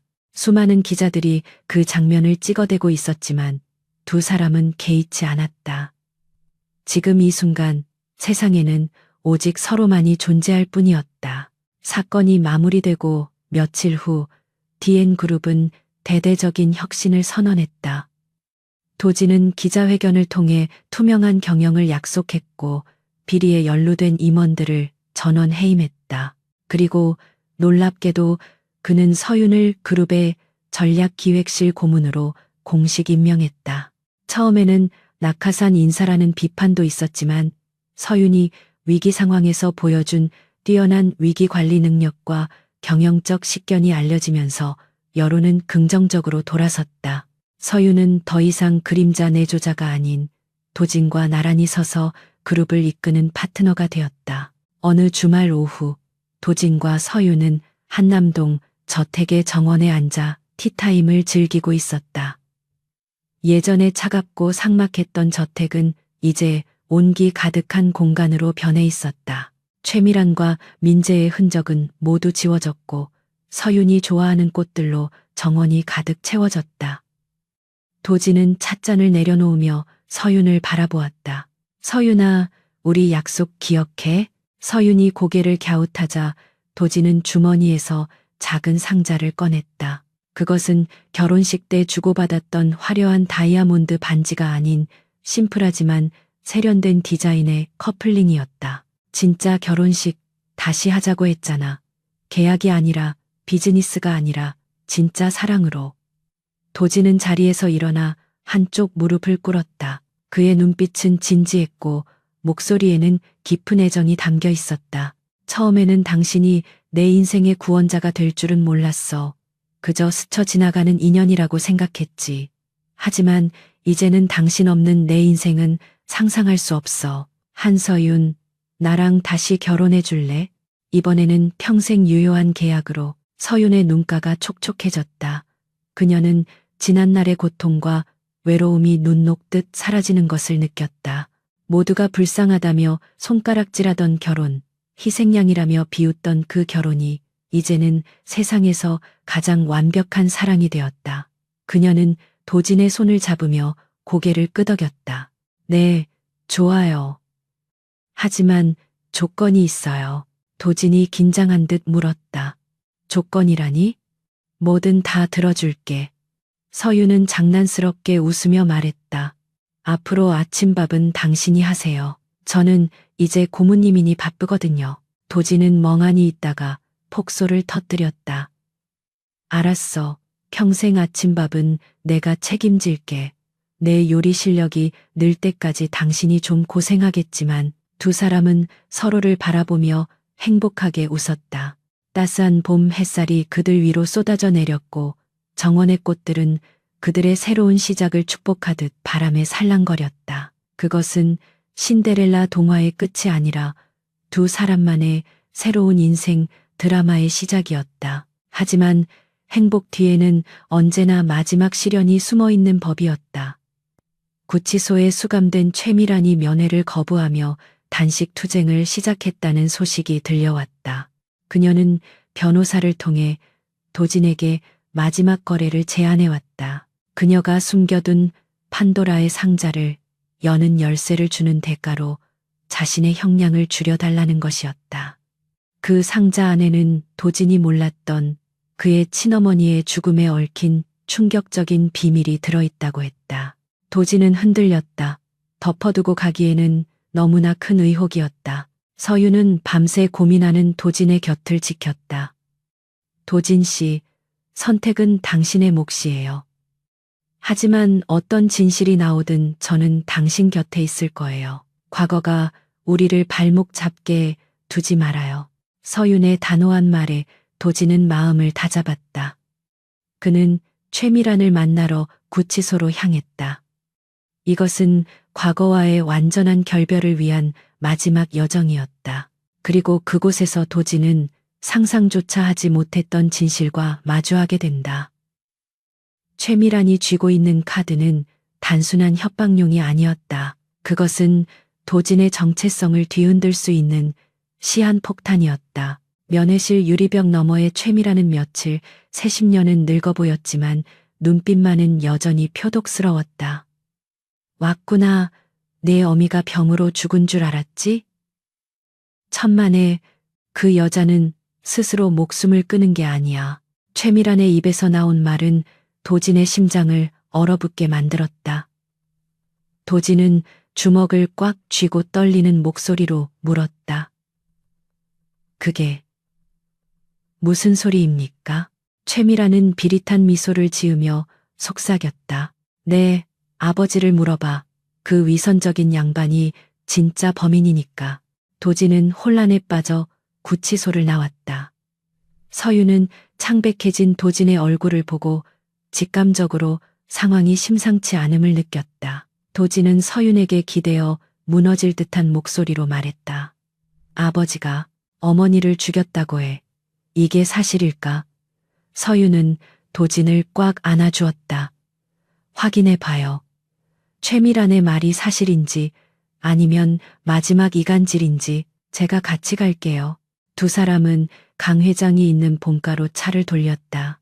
이제 마지막 진실을 밝히고 진정한 자유를 얻기 위한 최종장이 열리고 있었다. 저택의 육중한 현관문이 열리자 집안은 무거운 침묵에 잠겨 있었다. 하인들은 모두 물러가고 넓은 거실에는 정막만이 감돌았다. 강도진은 망설임 없이 2층 서재로 향했다. 그의 발걸음은 평소보다 무거웠지만 그 안에 담긴 결의는 그 어느 때보다 단단했다. 한서윤은 도진의 손을 꽉 잡고 그와 보폭을 맞추며 걸었다. 그녀의 온기가 차갑게 식어가는 도진의 손끝을 데워주고 있었다. 서재 문 앞에 선 도진은 잠시 숨을 골랐다. 문 너머에 있는 진실이 무엇이든 간에 이제는 피할 수 없음을 직감했다. 그는 굳게 닫힌 문을 열었다. 방 안에는 강 회장이 창밖을 등지고 휠체어에 앉아 있었다. 오셨습니까, 회장님? 도진의 목소리는 건조했다. 강 회장은 천천히 휠체어를 돌려 아들과 며느리를 마주 보았다. 불과 며칠 사이에 그는 급격히 늙어버린 듯했다. 눈밑은 퀭했고 늘 꼿꼿하던 어깨는 축 처져 있었다. 최미란의 몰락과 함께 그동안 지탱해오던 가문의 위엄이 무너져 내린 탓이었다. 강 회장은 힘없는 목소리로 물었다. 미란이가 구치소에서 무슨 말을 하더냐. 그는 이미 최미란이 마지막 발악으로 무슨 짓을 저질렀는지 짐작하고 있는 눈치였다. 도진은 주먹을 꽉 쥐며 물었다. 어머니가, 제 친어머니가 아버님 때문에 돌아가셨다는 게 사실입니까? 강 회장의 눈동자가 심하게 흔들렸다. 그는 마른 세수를 하며 긴 한숨을 내쉬었다.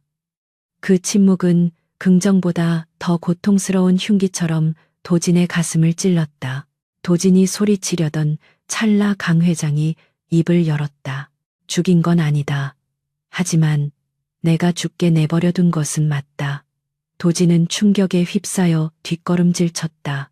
서윤이 급히 도진의 등을 받쳐주었다. 강 회장은 괴로운 듯 과거를 회상했다. 당시 나는 회사를 살리는데 미쳐 있었다. 미란이가 내 어미를 정신적으로 학대하고 약을 바꿔치기에 병세를 악화시키고 있다는 걸 어렴풋이 알고 있었으면서도 모른 척했다. 그게 무슨, 도진은 분노로 몸을 떨었다. 알고도 방관했다고요? 그게 죽인 것과 뭐가 다릅니까? 강 회장은 고개를 떨구었다. 미란이의 친정 자금이 절실했어. 비겁했다.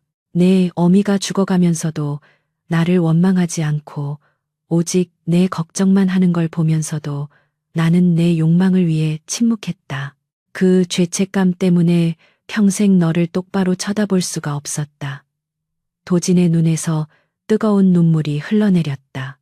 아버지는 살인자는 아니었지만 그보다 더 잔인한 방관자였다. 그 사실이 도진을 더욱 비참하게 만들었다. 그때 서윤이 조용히 앞으로 나섰다. 그녀는 품에서 며칠 전 도진에게 받았던 어머니의 일기장을 꺼냈다. 그리고 책갈피가 꽂힌 페이지를 펼쳐 강 회장 앞에 내려놓았다. 아버님, 이건 제 어머니의 일기가 아니라 도진 씨 어머님의 일기장 사이에 끼워져 있던 편지입니다. 제가 일기장을 정리하다가 발견했어요. 강 회장은 떨리는 손으로 편지를 집어들었다. 빛바랜 종이 위에는 경마와 싸우던 도진 모친의 마지막 필체가 흐릿하게 남아 있었다. 여보, 당신이 괴로워하고 있다는 거 알아요. 미란 씨가 당신을 어떻게 압박하고 있는지, 나 때문에 당신의 꿈인 DN 그룹이 무너지는 걸 원치 않아요. 제발 나에 대한 죄책감으로 당신과 도진이의 미래를 망치지 말아요. 나는 당신을 원망하지 않아요. 다만 우리 도진이 그 아이만은 꼭 지켜주세요. 편지를 읽어 내려가는 강 회장의 손 위로 굵은 눈물방울이 뚝뚝 떨어졌다. 그는 편지를 가슴에 품고 오열했다. 여보, 내가 잘못했소. 내가 미안하오. 서재하는 회한 섞인 통곡 소리로 가득 찼다. 도진은 멍하니 아버지를 바라보았다. 어머니는 마지막 순간까지 아버지를 용서하고 사랑했던 것이다. 최미라는 그 사랑마저 이용하여 부자 사이를 갈라놓으려 했던 것이고, 서유는 도진의 손을 잡으며 속삭였다. 도진 씨, 어머님은 당신이 아버지와 평생 미워하며 살기를 원치 않으셨을 거예요. 용서하라는 말은 하지 않을게요. 하지만 이제 그만 그 무거운 짐을 내려놓으세요. 당신 잘못이 아니에요. 서윤의 따뜻한 위로에 도진은 참고 있던 울음을 터뜨렸다. 그는 서윤의 어깨에 기대어 어린아이처럼 소리내어 울었다. 한참을 울고 난 후 도진은 한결 편안해진 얼굴로 아버지를 바라보았다. 아버지를 용서하는 데는 시간이 걸릴 겁니다. 어쩌면 평생 용서하지 못할 수도 있어요. 하지만 어머니의 유언대로 그룹을 지키고 제 삶을 살아가겠습니다. 아버님은 이제 물러나서 속죄하며 사십시오. 강 회장은 젖은 눈으로 고개를 끄덕였다. 그래, 그렇게 하마. 내 모든 지분을 너에게 넘기고 나는 시골 별장으로 내려가겠다. 죽는 날까지 내 어미를 위해 기도하며 살겠다. 그것은 길고 긴 비극의 역사가 끝나는 순간이었다. 몇 달 후 DN그룹은 완전히 새로운 시대를 맞이했다. 강도진 회장의 취임식은 재계의 가장 큰 이슈였다. 그는 취임사에서 투명 경영과 사회적 책임을 강조하며 그룹의 전면적인 쇄신을 선언했다. 그리고 그 옆에는 전략기획실 고문이자 회장의 아내인 한서윤이 서 있었다. 사람들은 더 이상 그녀를 팔려온 신데렐라라고 부르지 않았다. 그녀는 DN의 두뇌, 강도진의 유일한 파트너라는 칭송을 받으며 당당한 커리어 우먼으로 자리 잡았다. 취임식이 끝나고 두 사람은 복잡한 서울을 떠나 남해의 작은 섬으로 향했다. 그곳에는 도진이 약속했던 에메랄드빛 바다가 펼쳐져 있었다. 인적 드문 프라이빗 비치에는 하얀 천으로 장식된 작은 아치와 몇 개의 의자만이 놓여 있었다. 화려한 호텔 예식 대신 오직 두 사람만이 서로에게 집중할 수 있는 소박한 결혼식이 준비되어 있었다. 하객은 도진의 충실한 비서실장과 서윤이 유일하게 믿었던 옛 친구 몇 명뿐이었다. 서윤은 화려한 명품 드레스 대신 심플한 화이트 원피스를 입고 화관을 썼다. 바람에 흩날리는 머리카락과 수줍은 미소는 그 어떤 보석보다도 빛났다. 도진은 베이지색 리넨 슈트를 입고 그녀를 기다리고 있었다. 그의 얼굴에서는 과거의 그늘을 찾아볼 수 없었다. 오직 사랑하는 여인을 맞이하는 남자의 설렘과 행복만이 가득했다. 서윤이 모래사장 위를 걸어오자 도진은 그녀에게 손을 내밀었다. 두 손이 맞잡히는 순간 파도 소리가 축복처럼 웅장하게 울려 퍼졌다. 서윤아. 도진이 서윤의 눈을 깊이 바라보며 입을 열었다. 처음 우리가 만났을 때 나는 사랑을 믿지 않는 사람이었어. 결혼은 비즈니스였고 너는 계약 파트너였지. 하지만 너는 차가운 내 세상에 균열을 내고 들어와 굳어버린 심장을 다시 뛰게 만들었어. 네가 없었다면 나는 괴물이 되었거나 평생 고독 속에 갇혀 살았을 거야. 도진은 잠시 목이 메는 듯 말을 멈추었다가 다시 이었다. 이제 나는 너 없는 내일을 꿈꿀 수 없어. 나의 파트너, 나의 구원자, 그리고 내 유일한 사랑. 평생 내 곁에서 너를 지키고 사랑할게. 서윤의 눈에서 행복의 눈물이 흘러내렸다. 그녀는 떨리는 목소리로 대답했다. 모두가 나를 불쌍하다고 했어요. 돈에 팔려가 사랑 없는 결혼을 한다고. 하지만 그들은 몰랐죠. 내가 세상에서 가장 따뜻한 남자를 만나게 될 줄은. 당신은 나에게 잃어버린 자존감을 찾아주었고 내 상처를 보듬어 주었어요. 당신이 내 곁에 있어서 나는 더 이상 두렵지 않아요. 강도진 씨, 아니 여보. 검은 머리가 팥뿌리가 될 때까지, 아니 다음 생에서도 당신을 사랑할게요. 두 사람은 서로에게 반지를 끼워 주었다. 소박한 은반지는 햇살을 받아 눈부시게 반짝였다. 도진은 서윤의 허리를 감싸 안고 깊게 입을 맞췄다. 하객들의 박수 소리와 갈매기, 울음소리가 어우러져 한 폭의 그림 같은 풍경을 만들어냈다. 키스를 마친 도진이 서윤의 이마를 맞대고 장난스럽게 속삭였다. 이제 진짜 부부네. 아침밥 당번은 여전히 나지? 서윤은 까르르 웃으며 대답했다. 당연하죠. 회장님 요리 실력이 일취월장하고 있어서 해고할 수가 없네요. 그날 밤 두 사람은 해변이 내려다 보이는 빌라 테라스에 앉아 와인을 마셨다. 밤하늘에는 수많은 별들이 쏟아질 듯 빛나고 있었다. 서윤은 도진의 어깨에 머리를 기대며 말했다. 가끔 그런 생각을 해요. 만약 우리가 평범하게 만났다면 어땠을까 하고요. 도진은 서윤의 손을 어루만지며 대답했다. 어떻게 만났든 나는 널 알아봤을 거야. 그리고 결국 널 사랑하게 됐겠지. 내 영혼이 널 기억하고 있었을 테니까. 서윤은 미소 지으며 밤바다를 바라보았다.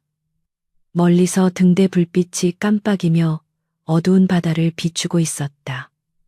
그녀의 인생도 저 바다와 같았다. 칠흑 같은 어둠 속에서 표류하다가 강도진이라는 등대를 만나 비로소 길을 찾았다. 그리고 이제는 그녀 자신이 도진의 등대가 되어 함께 항해하고 있었다. 과거의 아픔은 파도에 씻겨 내려갔고 그 자리에는 단단한 신뢰와 사랑만이 남았다.